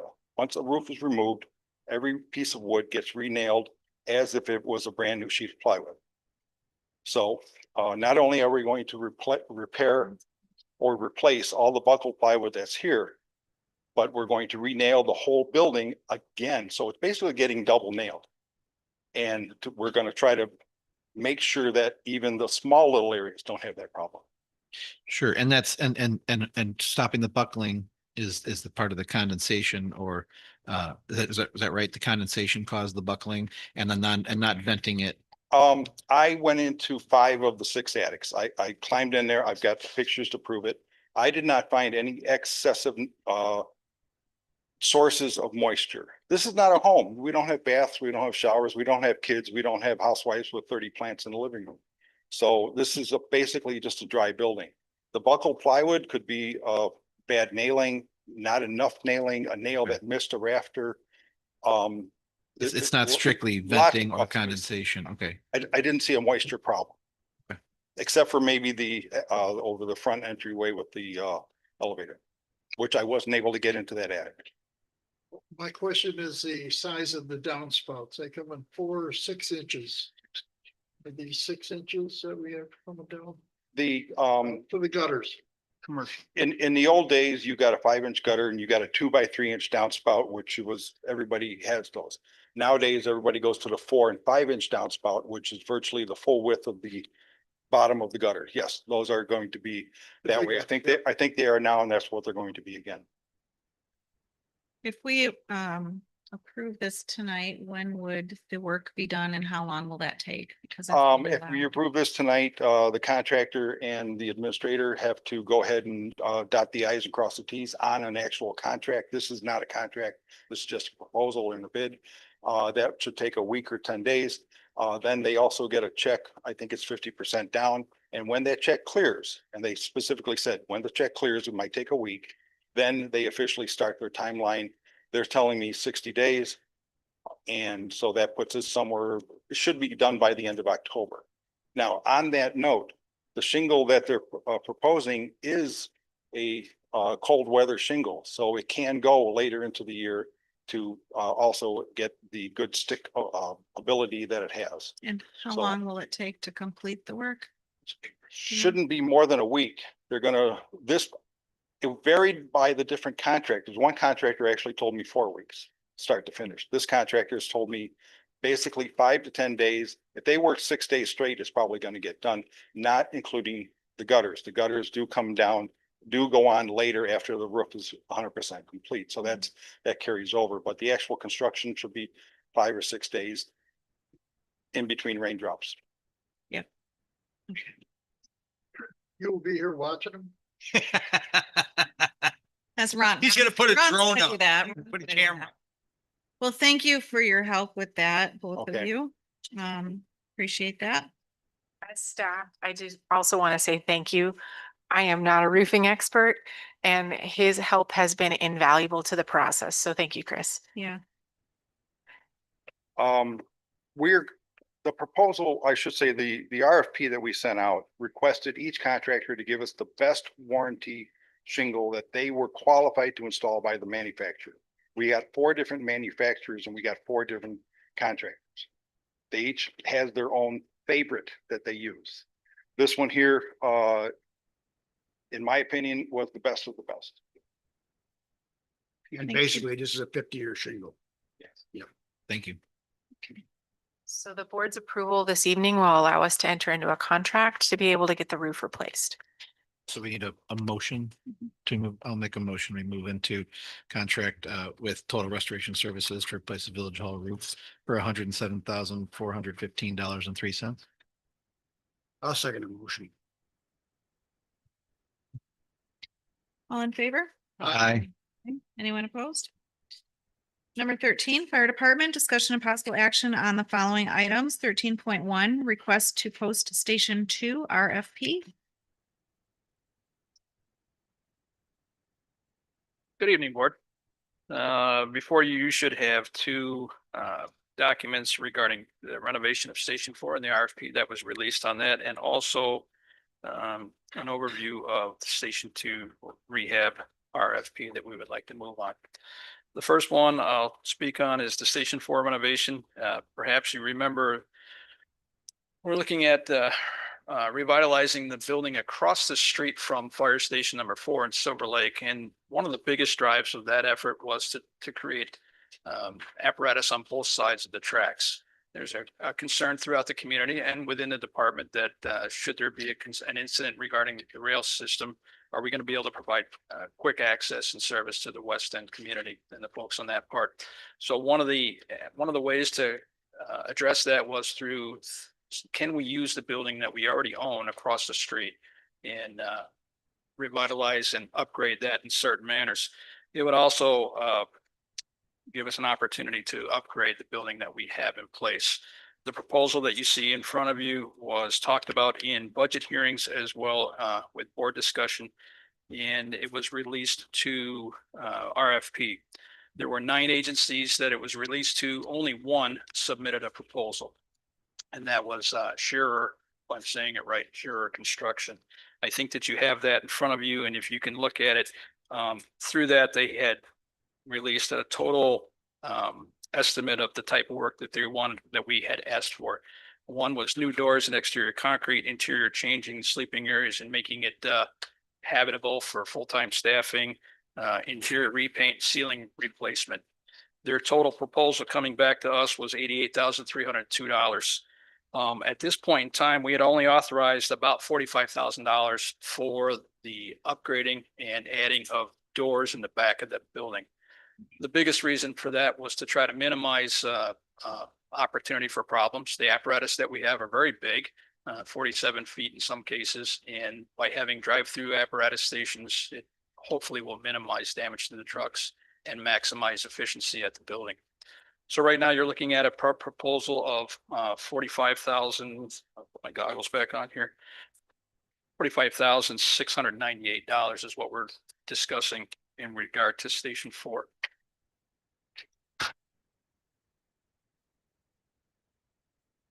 Here's where I got a problem with that. First off, with the whole fire department, we have a major change coming up, losing Paddock Lake. That's 30% of our calls. Probably 25 to 30%, somewhere in that 30%. range. It's a huge change. You also got something on here for Station 2 too, don't you? Yes, sir. So why do we want to fix up on? We ain't gonna have enough to fill 3 stations. I think we're gonna have hard enough time getting 2 full-time stations going. And the need for them. There's a few things I know in life, not everything. Driving is one of them. I don't like the drive-through doors. First off, you have like an 18-inch drop coming from the floor down to the road in 35 feet, basically. Big rigs, when you pull them, you can't control the rear end. You have to swing wide and get straight to come in. Our trucks are 8 foot, and the mirrors add another foot on each side. So you're figuring it's a 10 foot. The doors are 12 foot, which means you got a foot, basically, give or take a few inches on the sides of the mirrors. That's the only major problem with the Station 4.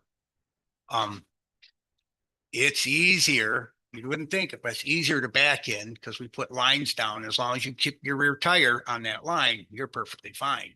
Driving in, you won't see the line because the trucks stick out in front of you. I can teach anybody here to back in real easy. And once you get straight, that's the whole thing. You're not going to be straight coming in off the road in the back. I think you add a whole lot of cost to this building. This building is good for a satellite station. You're going to have 1 rescue squad, 1 engine, and a pickup.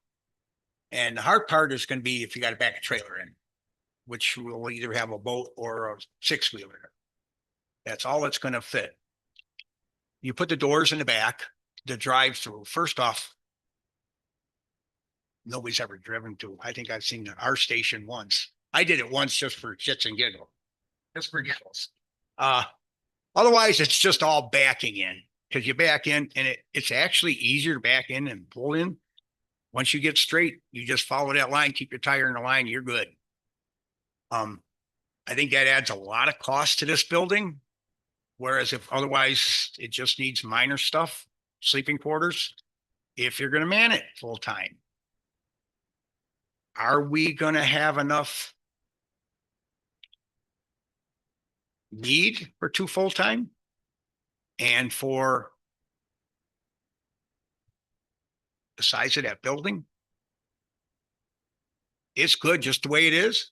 Fix it up, make it livable. Stick 20 or 20,000 into it. You get some quarters in there, update the kitchen area. It's actually better shape than the other building, but it's small. You can't make the doors any bigger. Standards are 14. The other side has got 14-foot doors. A lot easier getting in and out, but we back in them too. That's my 2 cents. I think at this time, until we find out what we're exactly going to need after Paddock Lake is gone, the next, no matter, I don't know how much longer you're going to be here, but somebody else will be in, that's his big decision, I guess, between that and the fire board and us. So to kind of boil out what you're getting at there, you would do some of these renovations, but not the new doors and exterior concrete slab? If we do, I think at this time, we should just put a hold on everything. Station 2 is kind of livable, not perfect. It's there, it's usable. We're hoping to enhance Station 2. Right. I mean, painting, we're doing some painting and they're doing some little minor stuff. Leave it there for now. Let's see in 6 months or a year where our calls are coming out of. We still got Brighton, we do, right? Yes. And we help the other fire, we help Bristol and other ones to the east of us. We also help them to the west of us. The track thing, if you come from Station 2, it's about 5 minutes. I think Station 1, it's about 5 minutes. I tried to do it today in my pickup, just going normal speed, and it's a little over 5. It's like 6 minutes. The fire truck, you're getting there a lot faster. So that railroad track thing isn't a big thing because it's never going to go from Trever all the way to Silver Lake. So if you got a train stopped on the tracks, either you come out of Trever or you come out of Salem. I mean, tracks isn't a huge deal. It's 5 extra minutes. But I think at this time, I know I'm jumping all over. I think at this time, we should put a hold on everything and see what happens. What our usage is going to be, what area is going to get the use most, and then pick that station. To do 2 doesn't make any sense. And you think the extra 5 minutes is acceptable? Is it ideal? No. I didn't ask you that. I said, Acceptable. Is it acceptable? Compared to what? How about the house that just caught fire and burned? Yep. What do you think about the extra 5 minutes? It's less than 5 minutes. What do you think of the extra 5 minutes means a You lot just said sometimes. 5 minutes. Right. You said Well, what's the cost? How much you gonna stick over there? Are we gonna be able to fund a full-time station? guy lost his whole house. What are you gonna Yep. tell him? It's faster than normal, What if- faster than what we used to be. If they were sleeping at that 5 minutes, Yeah. then everything. You lost it. Once they get Sandra? going, they're gone. But I mean, that's my point of view. Which station you want to do? Don't stick money in both of them. Because we won't have the people for that. And Billy, with all due respect, on your perspective on how it functions and what we should do, Chief, what's your retort maybe to that? And do you have maybe a different outlook? This is a loaded discussion. I have to concur that response time is one of our main focuses, has been throughout their entire, at least my existence here, was to increase and enhance response times. It's the quickest that we get to the community that needs us as part of our mission statement. It's why we're here and it's what we do. If we can minimize response times, to speak to Trustee Hopkins's point, we can't jeopardize response times. You make a point that trains coming through are minimal. Trains go through the community in our area 3 to 8 times a day, depending on that call volume. We have apparatus on a regular basis get hung up by trains trying to get out of that firehouse. So it's a significant point that we can't minimize. As far as staffing Station 4, I don't see that as an immediately full-time station. You make the point that it's a satellite, and that's probably a good way to explain it. However, it's always been our goal to maintain a minimum of 2 firehouses 24/7. And I believe regardless of the change with Paddock Lake, I think that we continue to grow as a community and we also increase our call volume on a regular basis. We're seeing anywhere from 3 to 5 runs a day. In fact, today it's been a very busy day. We've turned out 6 runs out of the firehouse today alone. Last weekend was also an exceptionally busy time. So I think it's debatable to say that we're not getting busier or bigger. I would question that. Are we going to put funding into Station 4? That's another debate. Is it reasonable to put doors in the back, or can we utilize it the way it is and relocate some of that funding elsewhere? That's not for me to finally decide. I do think that we have to put money into Station 2 because we're going to maintain that. I think it's going to be a solid year before we really determine what the call volume impact is going to be from Paddock Lake. I'm honestly not that concerned about it. And I think we need to maintain and enhance the staffing that we currently have. The community deserves it, and I think it meets the mission of the department. Now, for the benefit of those of us who don't maybe fully understand, when you look at that station as being a satellite station, and it sounded like staffed sometimes, do you have data that tells you, hey, we should staff it like the equivalent of second shift? Or how would you go about that? The current status of Station 4 is more or less a storage facility that can be manned and operated as necessary. Right now, Billy was right. We have an engine company, a boat, pickup truck, and other equipment that's stationed and housed there. Now, we have a lot of apparatus and a lot of resources. They have to go somewhere. So right now, that firehouse, in the past, it was a volunteer station, our paid on call station, and it was operated in that manner. Since we've gone career and full-time and 24/7 staffing at 2 houses, it's more of a staging point for apparatus.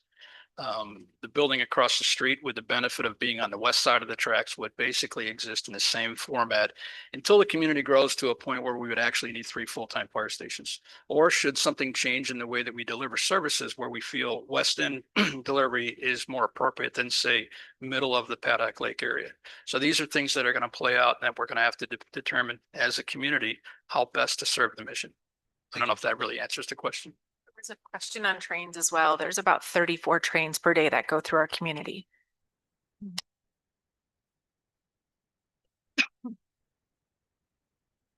So for staff, we are looking for direction this evening on if we are going to do construction on this building or not this year.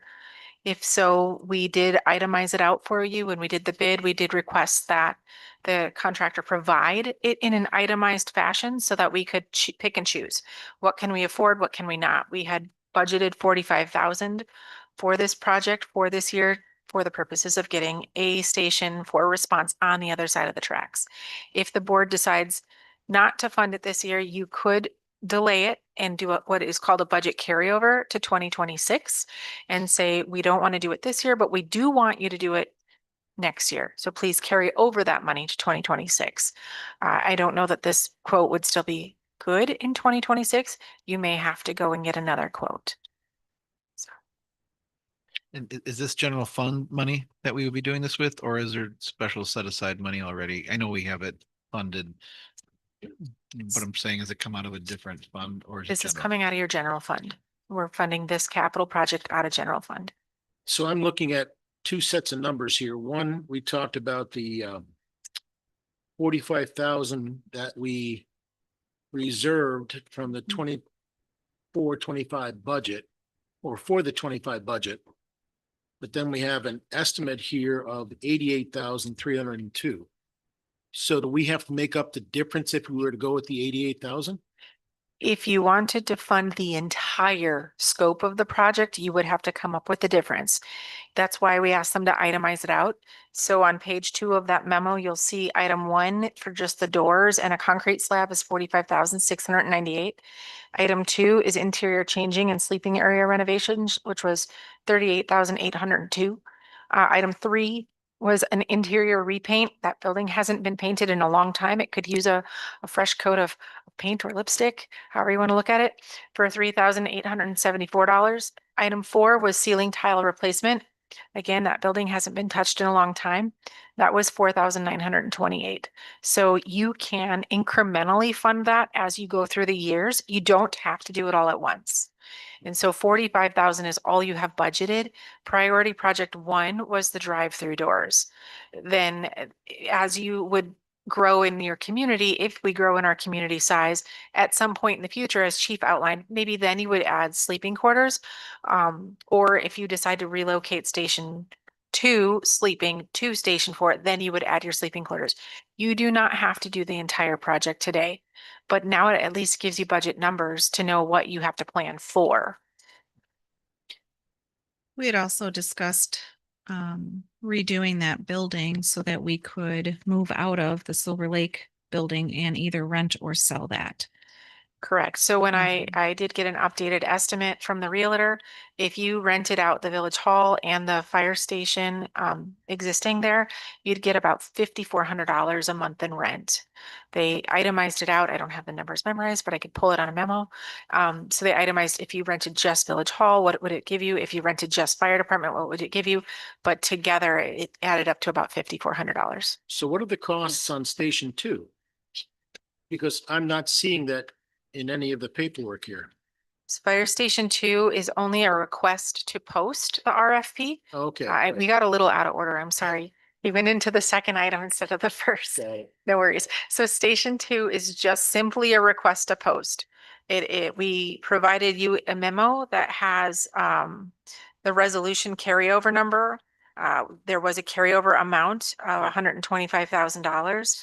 And then we provided you what the scope of work would look like. Again, you would ask them, whoever you'd put it out for bid, and you'd ask it to be itemized just the way we have it in the scope of work so that you can pick and choose. If you don't have enough money, if that 125,000 doesn't cover all of that, what are your highest priority items? And then you whittle it down to what you can afford.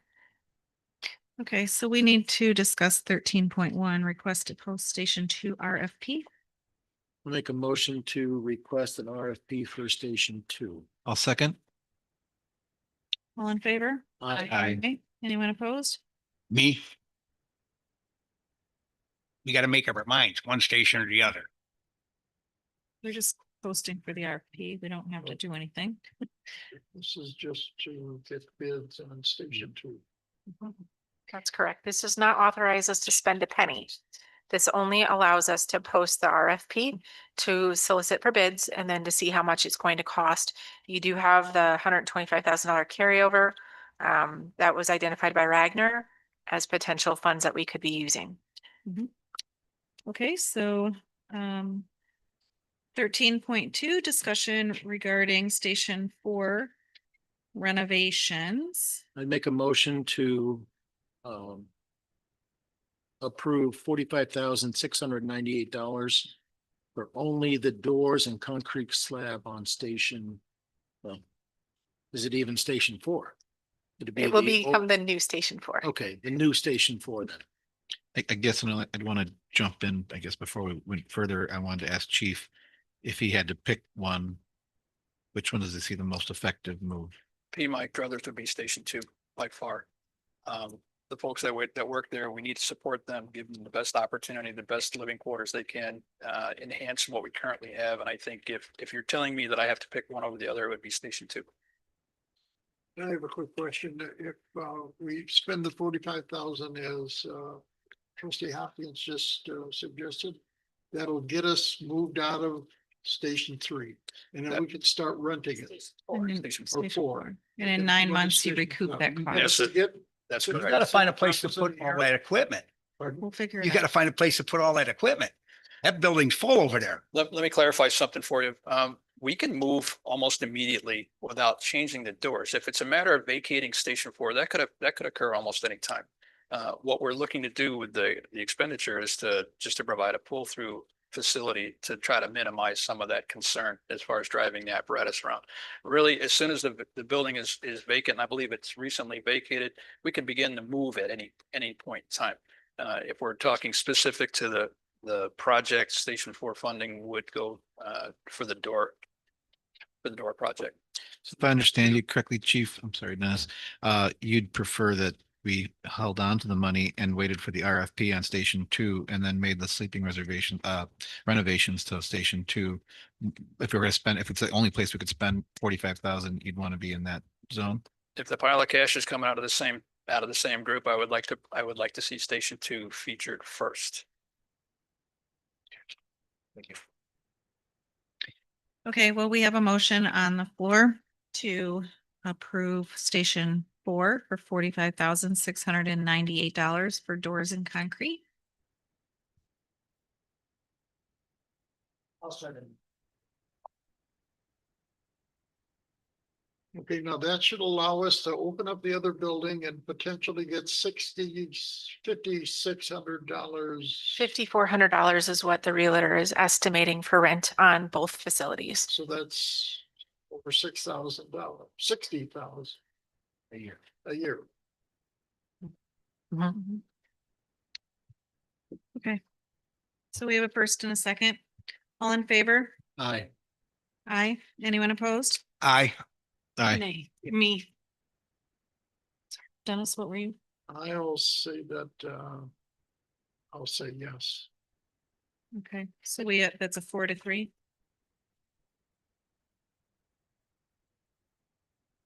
Thank you, board, for your continued support. Thank you. Only because we can. It's. And that's my only thing. Then make it to Station 2. Yeah. Number 14, information technology, discussion of possible action on the following. 14.1 IT department update.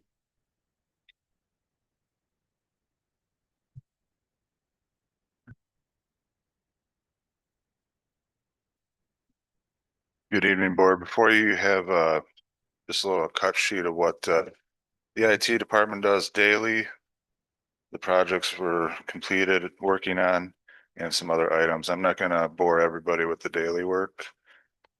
I could spend 30 minutes on it if you really want, but primarily just updating on some projects. This year, we've completed the utility district televising system upgrades and implementation, which you guys approved earlier in the year. That is increasing the accessibility of the videos and the operation of that part of the utility department. SCADA server installation that's been completed, still working on the software implementation and configuration. New host server, which you guys approved as well, that we reduced 2 server hosts to 1, reducing our capital expenditure later on as well. Phone system restructuring and reevaluation. I know not everybody is 100% happy, so we are continually evaluating how the phone system operations for the village are occurring. But with limited staff and limited time, it's going to take us a little bit. So we ask for everybody's patience as we try to filter through all the requests.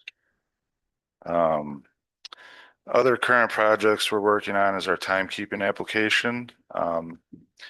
Expecting completion by the end of the 3rd quarter. Pilot group will be testing by next week. We got that from the vendor. And as I'm looking at budgets, we're also replacing equipment and planning for equipment replacements next year. One of the items that Sarah and I are going to be working on is getting better access to information and files for boards, committees, and commissions through SharePoint and other cloud resources. It's going to take us a little bit. I have to work through some licensing issues with Office 365. So it might not be fully implemented until next budget year, but those budget requests will be in as well. Biggest items that we're going to be planning for next year, and it's going to be included in our budget requests, is redundancy. This year, we've had 2 major incidents with our communications and fiber. One being as of a couple weeks ago, the big fire at highways B and 50 that took down every communication line to the central core of the village, that we were down for 22 hours off our central systems. And our backup systems, we're running at about 60% because not everything worked as expected. Can you talk a little bit about what is on that is important to keep running? So we have fiber. We have 2 different fiber infrastructures that support the village. We have what's called dark fiber, which is our building to building connection. And we also get internet through Midwest Fiber Networks that provides the internet to the whole enterprise. The 3 core buildings, the village hall, highway department and wastewater treatment plant. So what happened at the BN50 incident is that took down our internet circuit.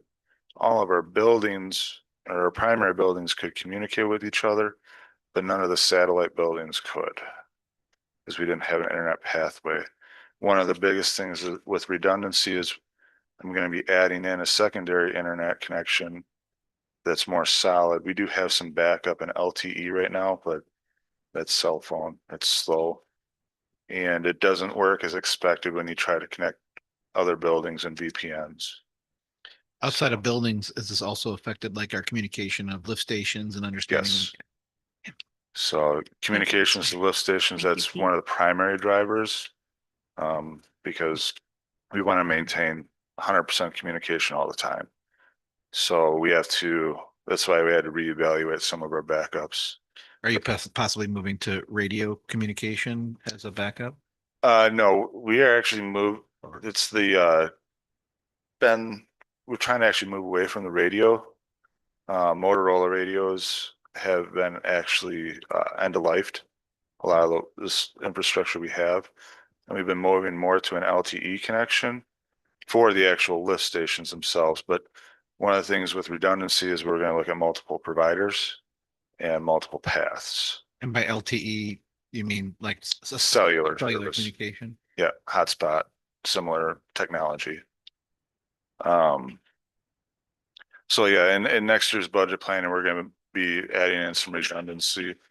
I know the past years, the people that have been on the board for a while, we've tried to reduce our costs, which we did significantly. We saved over $60,000 switching from Spectrum, investing $250,000 in our infrastructure for the dark fiber. That's paid itself off already, and that's savings. But now we got to add to that because our reliance on technology is just increasing. So we can't go 22 hours without communications. Luckily, that was on the weekend. We had a similar incident back in January that was also on the weekend, where we were down for about 8 hours. And again, we were just lucky it was on the weekend, but that seems to be when most accidents happen.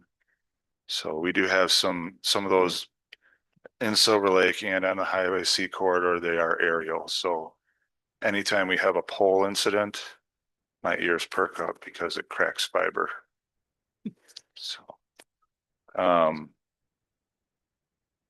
So just to talk a little bit more about that fiber incident, most recently that we were down for 22 hours, it did require us to bring in staff on overtime to make sure that we were manning the lift stations.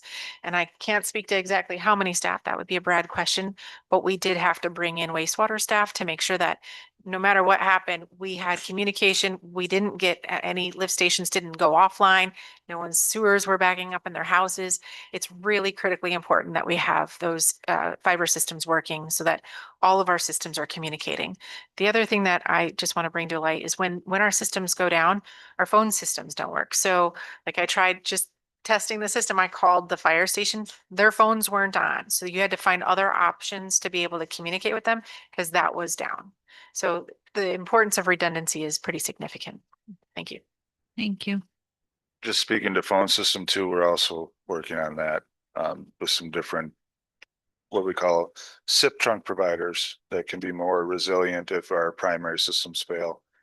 Currently, the sewer call-in line, if it does go down, it's forwarded to a cell phone, but we have no ability to change that cell phone number on the fly. So that's going to be one of my another primary thing we're working on.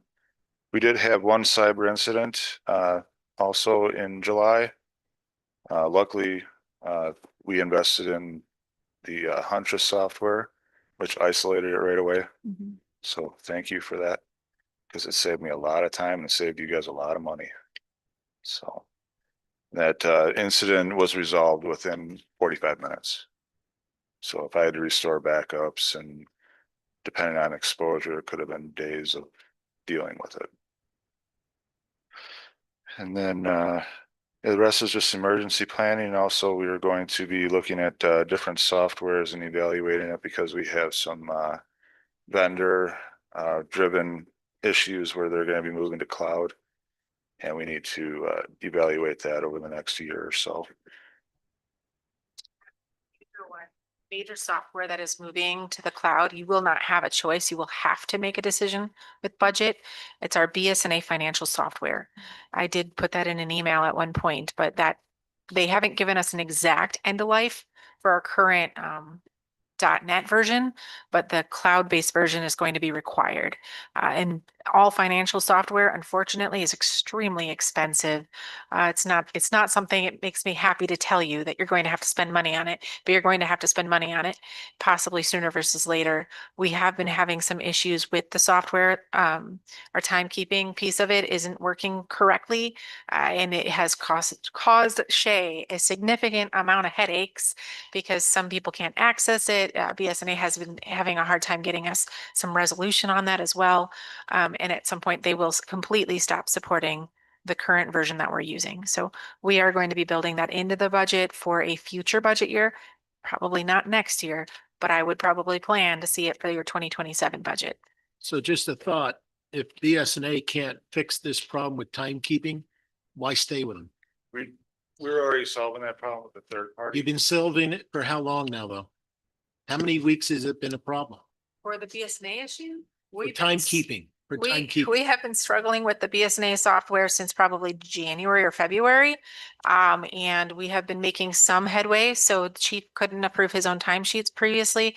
That has been resolved. So we are making incremental improvement in getting some resolution. He would make sure he looked at them all, but he couldn't press the approve button. So then as the administrator, I have the final ability to make approvals. I was able to do it after he said, I can't, but I've looked at it all. Can you please? And then I can. So we're not completely dead in the water. We can still operate, but it does create extra headache and extra stress, and it takes longer. And so we are working on the Time Clocks Plus. So for everyone's edification, we are still on paper timesheets. So some people can put electronic time in, but many of our staff are on paper. So the Time Clocks Plus, the board did give us authorization that will be going live. That is one of the projects he just mentioned that will be going live very shortly. That should eliminate a lot of the headaches in the BSNA software, because this was another piece of implementation that I did in the last 2 years of being here. Every single staff member has a badge now. They didn't used to, but now they do. Every one of these badges will be able to be used on the time clock. So they won't have to go into a computer and enter their time. This will swipe them in, this will swipe them out. So it will be automatic, and we'll get away from having to manually enter timesheets. So we are working towards solutions, but the bigger picture is we will have to upgrade our software. It's not going to be optional, and I would think you'll see it in 2027 budget. I think we can probably limp it along another year, but I don't know how much longer they're going to support it. Okay.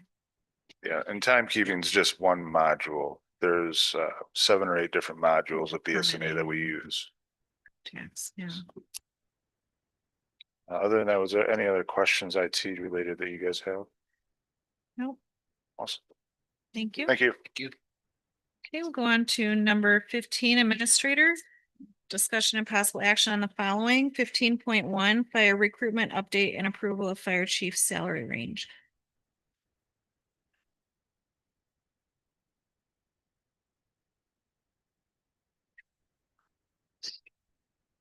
Hi again. So at the last meeting, Fire Chief Carr gave the written notice, to conclude his assignment in December. The board voted to hire the firm Innovative Public Advisors to assist with our search for a new chief. And we had the kickoff meeting at 9 a.m. on the 28th. The people there was Chief Carr, Administrator Hiller, myself, and Jay, and just from Innovative Public Advisors. We went through the history of the department and what's been going on, just so they could understand and help with the search. They recommended a hiring range of 130 to 140 based on comparables that are listed on the memo. We did our own comparables as well, and discussed further on the topic, and we came to a final recommendation range of 115 to 135. Currently the chief's salary is 100,800. But this will kind of make us more competitive and attractive to better applicants and people with a little more experience. And just if you look at the comparables, you can see it falls in between with all those. We do have a funding available in the budget right now. It's listed on there. And we're just looking for a motion to approve the hiring range of the 115,000 to 135. So we can start the search then. I'll make a motion to approve the hiring range of 115,000 to 135,000 annual salary for the next fire chief. I'll second that. Is there any discussion or questions from the board? I think that's a little high here, even looking at these guys here. I would be more in favor between 100 and 120. I mean, that's my 2 bits on it. We're a smaller department. We got work to do to get some more people back in here, but like I said, we're in turmoil now. No what, But we're bigger 30 than, down. aren't we bigger than Burlington? Yes. And we're right We're up city. in Ashwaubenon, what? Yeah, we're around, like Hartford, Ashwaubenon, Beaver Dam-ish, we tried to stick with the ranges that match up with the population here. It's And, also yeah. important to note that this is our village population, but we actually serve a population greater than your village population. You serve currently closer to 20,000 residents than the population of our village. And so when you look at the ranges that are shown, these are of smaller communities than what your fire department currently serves and will continue to serve. Because even once Paddock Lake isn't with us, you will still be serving Brighton, and you also will still get the mutual aid calls. And so your service area is about 80 square miles and about 20,000 residents, which is bigger than most, all of these. How many full-time firemen are they got on each one of these? I don't have those numbers. That's the Have people them. you gotta We run. have them, we just don't have them in front of us. There's also still a considerable amount of work that still needs to be done within our fire department that Chief Carr has not been able to finish. And I think that some of these departments are already well established. They are, I guess, well organized, and ours is not, because we need to do the hard work of changing over from the town mentality to the village mentality. We need to have the ranks, we need to have the organization, the training. And I do know that staff has been, and maybe Cassandra or Chief, you can talk to this, working on implementing some industry standards for training and responsibilities and expectations, which we have not had. So a chief is not just going to come walk in and just take over from a chief. He's got to come in and he's got to finish the hard work. Again, I just go back to 2 years ago. It is not easy to part with a chief. It's extremely expensive. I think we can do what you say, Billy, and we can try on the lower end, but what sort of experience are you going to get? We cannot afford another mistake. We cannot afford another, you're not a mistake, Chief Carr, but we cannot afford another setback. That was a bad word. So I think that this is, in my opinion, and I said this last meeting, I think that the fire chief is probably the most important position in our village. They have a lot of power. They are protected, and not to mention what they have to go through on a daily basis, and when they go on calls and how they have to be in command, and they have to have that experience. I just think that I would rather skimp in other places than this position. Personal thoughts. And we want him or her or that person to stay Correct. longer than. Not to mention, again, I said this too, we don't have the best reputation. So we have to be attractive to somebody to come here. Well, also in speaking with some of the fire staff and even some that are leaving us, they had mentioned the want to learn from seasoned staff. And this kind of salary range can give you that kind of person, you know, the person with the years, the person with, you know, the degrees who can teach and all that as well. So it's Right. just something to think about. I prefer not an entry level chief because I only have so much capacity to teach and I can't teach a chief job. So I would really love it if we could hire somebody with some wisdom, some years of experience under that. Budget experience. All of it. Yeah. I only have so much capacity to teach and somebody that understands budgeting, leadership, mentorship, training. This chief's gonna have to come in and not just lead, but also roll up their sleeves and not be afraid to get their hands dirty. Our chief is a working chief. He doesn't just sit behind a shiny desk. He actually goes into structured fires. He's actually physically teaching your staff. You need to find somebody that can still do that and can sit behind a shiny desk and can write budget. It's not just a come here and lead. It's come here, lead and do. And finish the hard work that Right. we haven't quite finished. You want to talk to the city? So. If anyone else has any other thoughts, and I'm not, you know. It would be great, but, We're going down the right road. a lower salary, I mean, there's plenty of other jobs with a lot less risk, that you can get those salaries at. And I just think that, you know, maybe we'll get somebody with, more experience at 120,000. I don't know. I think that we have a lot of ground to make up and there's a lot of work to do. And it's also a cultural change. This is one of the things that you've struggled with immensely. And I think you should talk a little bit about why, what you think about this, because you've been doing it, you know where you're at. One of the things that was asked of me recently was, what's some of the biggest challenges we face with this department since I've been in here? I come from a place, and anybody who knows, I spent many years with the Kenosha Fire Department. Complete career department, fully established, many years of experience. You had mentioned culture, value structure, training, continuity of virtually everything. When I entered that department, I was indoctrinated into the function of that agency first. The mission comes first. The individual is part of a team that serves a greater good. And part of that continuity of an organization, that was a natural flow.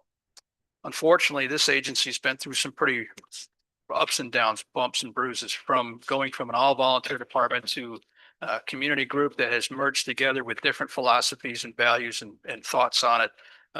Changes in leadership. There's been a lot of tumultuous times in this organization. And so people naturally are somewhat uncomfortable and uneasy about who they are, how they belong to the organization. I think that relates to culture. I think that society as it stands today it's commonplace for folks to see life differently. Enthusiastic as they may be, perhaps there's a place where there could be more understanding of the group continuity, more we over me, less entitlement to themselves and more entitlement to the organization. There's an old adage in the fire service that talks about pride and ownership. Being proud of who you are and taking ownership of your organization comes from culturally understanding your role in the organization.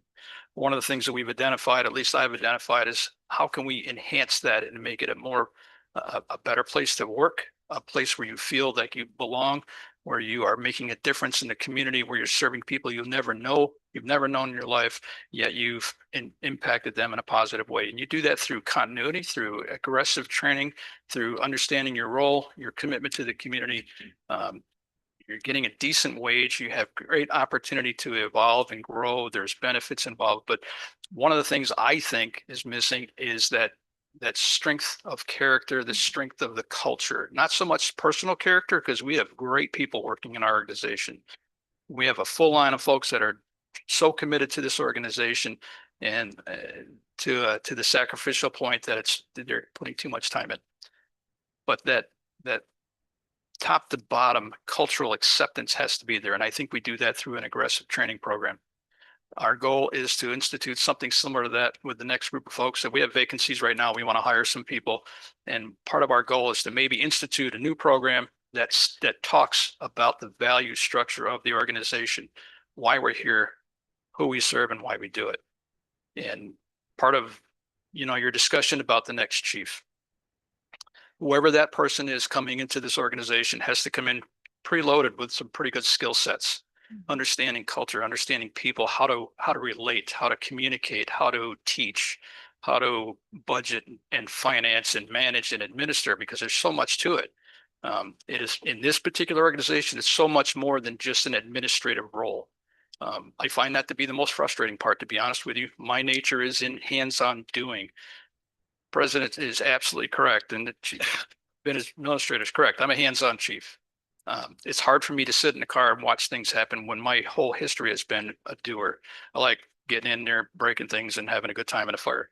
Very hard to step out in that leadership role and allow your people to do that. Whoever your next chief is going to be has to be preloaded with a lot of skills. They should be smart. They should be energetic. They should have a strong understanding of the community in terms of the rural firefighting aspect that we work in. Have some longevity so that they can spend more than 2 or 3 years at a time. This project's going to take 5 to 6 years to really start to gain roots. I'm disappointed in the fact that, I'd like to be able to hang out a little bit longer and see that through, because we've got some great projects started. But I think there are plenty of qualified people out there that can pick up the ball and continue to run with it. You've got a great basis of people. You have a strong staff to work with. And I think that don't be afraid to spend a couple extra bucks, because they may be worth it. If you minimize your expenses, you said it, you got me for 100,000. You were a steal. Spend the money, find the right candidate. There's a lot of work to do here, but you got a great foundation to start with, and you got an excellent board to help them get there. Our village staff is good. And I think with the right team, we can continue to enhance what the community's needs are. Thanks, Chief. Appreciate that. All right, so we have a first and a second. I'm gonna just do a roll call. Ron, Yes. Bill, Yes. Dennis, Yes. Pete, Yes. Angela, Yes. Billy, Yeah. and I'm a yes. Okay, 15.2. Request to contract with CP2 for strategic planning for $35,100. Madam President, I'd like to table this one item 15.2. I don't think we're ready for strategic planning just yet. I think we got too many other irons in the fire, and get through some of that before we move on to strategic planning. I'll second that. Anybody have any questions or comments? Angela was prepared to present this item as she participated in the interviews, if you would like to discuss it. You want to hear? Yeah. Okay. So you do have a memo here that talks about it. I sat down with Cassandra and Brad, and we interviewed 5 of the companies that provided us with quotes. It was actually very interesting to hear everything that they had to say. I learned quite a bit during this meeting. One of the companies did not impress us even a little bit, but the other 4 were knowledgeable. But there was one company that stood out to all of us. They're under our budgeted amount, which is nice too. But the woman that owns CP2 was very knowledgeable. She works with a lot of locals, cities and municipalities, including Burlington and several others. She was able to answer all of our questions and provide us with a very good understanding of what she would be able to do for us and help guide us for our future, and what our village wants to do for the future. So it was encouraging to hear her. And so that I think that would be the best fit for our needs, so that we can figure out what we're going to do. It's been since 2017 and we don't have a clear direction on where our village is going. That's my understanding from what I'm seeing now. And so I feel like we need a direction and need to know how to move forward. As staff, it's really hard to not have a strategic plan. So I know that you set the policy and the direction, but I would respectfully disagree. I think that having a strategic plan would really be beneficial. It's a lot of work. Yes, I get that. But all of us are spinning our wheels. We don't know what direction you want us to go. When things come across our desks, we're not sure. Are you going to like it? Are you not? Is it in the direction that the community wants? It's hard to operate in that fashion. When you interviewed me, you asked in my interview, what was my vision for the community? And in my interview, my response was, it is really hard to give you that vision because their foundational documents don't exist. You don't have a comprehensive plan. It will be done very soon, though. And you also didn't have a strategic plan. A strategic plan is what sets the direction for a community. It helps to set the direction for your budget. It helps us to understand where your priorities are. It helps us to understand what kind of development you would like us to focus on. Do you want mom and pop shops? Do you want big box stores? Do you want only one bedroom, like small tiny homes? Do you want single family homes on 5-acre lots? I mean, we can hear everything, but a strategic plan provides direction and guidance. It provides direction for budget. It's really important. Corey from CP2 is very familiar with working with organizations much like our own. Her primary focus is on municipalities in Wisconsin. She has spent time in Wisconsin working for I think it was the league. And then also her only business, the only thing she does is strategic planning for only governments. So that's the other reason we chose her over any of the other ones, have multiple lines of business. This consultant focuses on only government and only strategic planning. So she would be able to do a lot of community engagement. She'd do stakeholder meetings with the EDC, with the planning commission, with the village board. She'd hold sessions with the public. She would do surveys. We just actually talked about this during the EDC meeting right before this meeting started, and the EDC understood that the surveys would be able to be, their survey would be able to be incorporated into the strategic planning. Sharon Palmaville is very familiar with strategic planning and talked about the benefit of doing it because I wish she was still here, but she talked about how at the close of the strategic plan, it would help to give the EDC direction. So she was really excited about it. And I wish she was still here because boy, she was a really good cheerleader for it. And so I think it'll be very good for us too, to help give us clear direction, because even with with our conversation earlier about $2 million, which is a really hard decision to make, but if we have some direction on where we're trying to reach, I think that it'll be much easier for us to make decisions like that. So I was encouraged listening to this. and it did come in under budget. It did come in way under The budget. decision that we made with the $2 million, that's a the roads thing. When Cassandra says that the staff doesn't know where to go, I think the staff should know where to go. They've got things that they have to do on a daily basis. If some developer comes in here and he wants to build single family homes, we're not going to tell them no. We're going to talk to them. Our staff is going to talk to them. So a strategic plan is really going to be dependent on what the economic conditions are in the country. We can go out and try and sell a variety of things, but if the country and developers aren't going in that direction, it's to no avail. You know, that's what's going to determine it. I agree with you. As I was sitting listening to the EDC earlier, they were discussing what kind of surveys they're going to send out. And in that, they brought up the strategic plan, just like Sandra just did, saying that a lot of the information that they're seeking from the community could come from the strategic plan. And the CP2 has a lot of ways, at least my understanding was, in how to achieve the results that I think the EDC is looking for, how to organize town meetings, right? And Their get questionnaires, surveys. and I was at that meeting as well. Mhm. I found a lot of value in what was said there. Yeah, In fact, I felt that the strategic plan could give direction to the economic development. yes. thing. But, and I did like that part of it. I don't know if it's worth $38,000 to have them do the surveys. It may be worth that. We'll get some other benefit out of it, but you know, it's all dependent on what our citizens want. That's what she's going to do. This Yes. is determine if they want us to stay rural Mhm.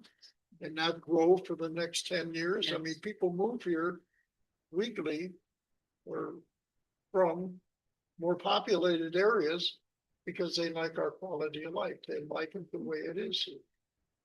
Shortly after they're here, they Change they it. change it. They want to go back to it. But that's the way it's been. And then, I mean, I was here when we went through at the tail end of fast development after sewer was put in around our lakes and all our subdivisions grew and it was cheaper to own a home here in Wisconsin than it was in Illinois. And we learned an awful lot through all of that. And I don't know when that next type of development is going to occur. I'm all for the economic development group that we have.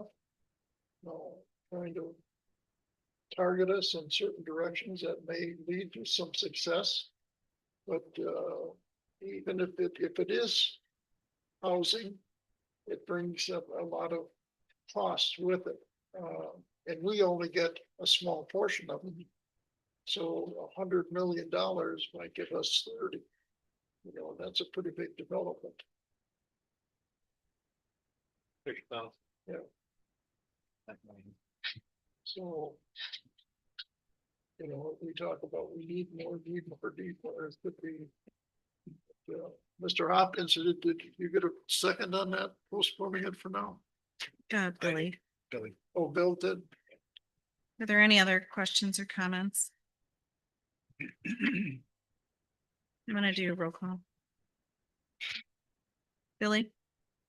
To table, sorry, this is a, Yes. a yes would be to table it. Angela, No. Pete, Yes. Dennis, Yeah, I'm gonna say yes. Bill, Yes. Ron? No, I am a yes, and only because there are a lot of unknowns right now that I am uncertain of. And so until I feel more concrete on that, I'm gonna vote to table. Any direction as to when you would like us to bring this back for consideration?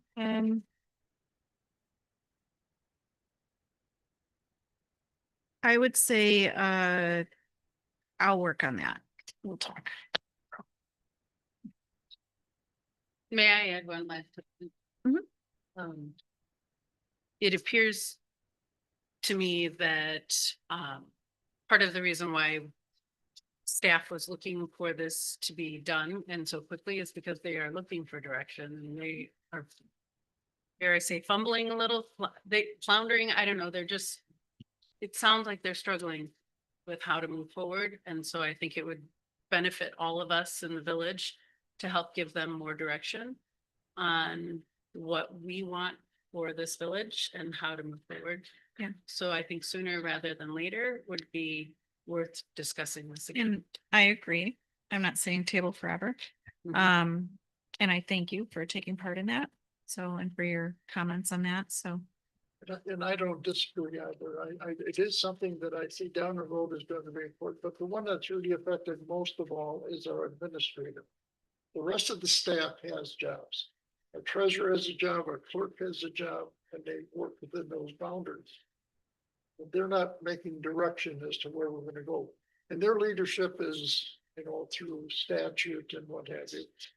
Our administrator, it's up to us to tell her what we want. And right now, we're saying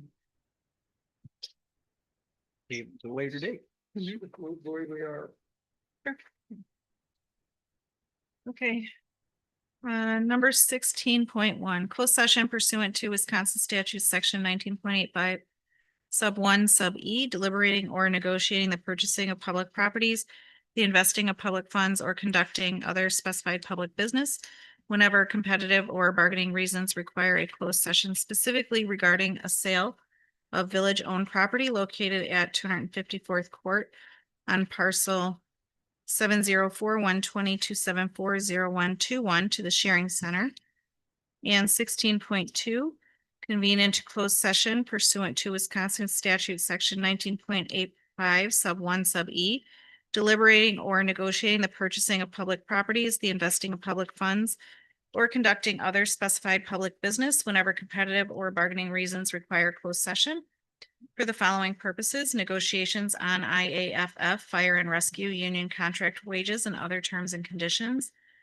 In 16.3, convene into closed session pursuant to Wisconsin statute 19.85 sub 1 sub C for purposes of considering employment, promotion, compensation, or performance evaluation data of any public employee over which the governmental body has jurisdiction or exercises responsibility. Specifically, this closed session will relate to the annual review of the village clerk. So moved. I second it. Second. Billy, Yes. Angela, Yes. Pete, Yes. Dennis. Yes. Bill, Yes. Ron. Yep. I'm a yes. We're in closed. Please turn off your mics.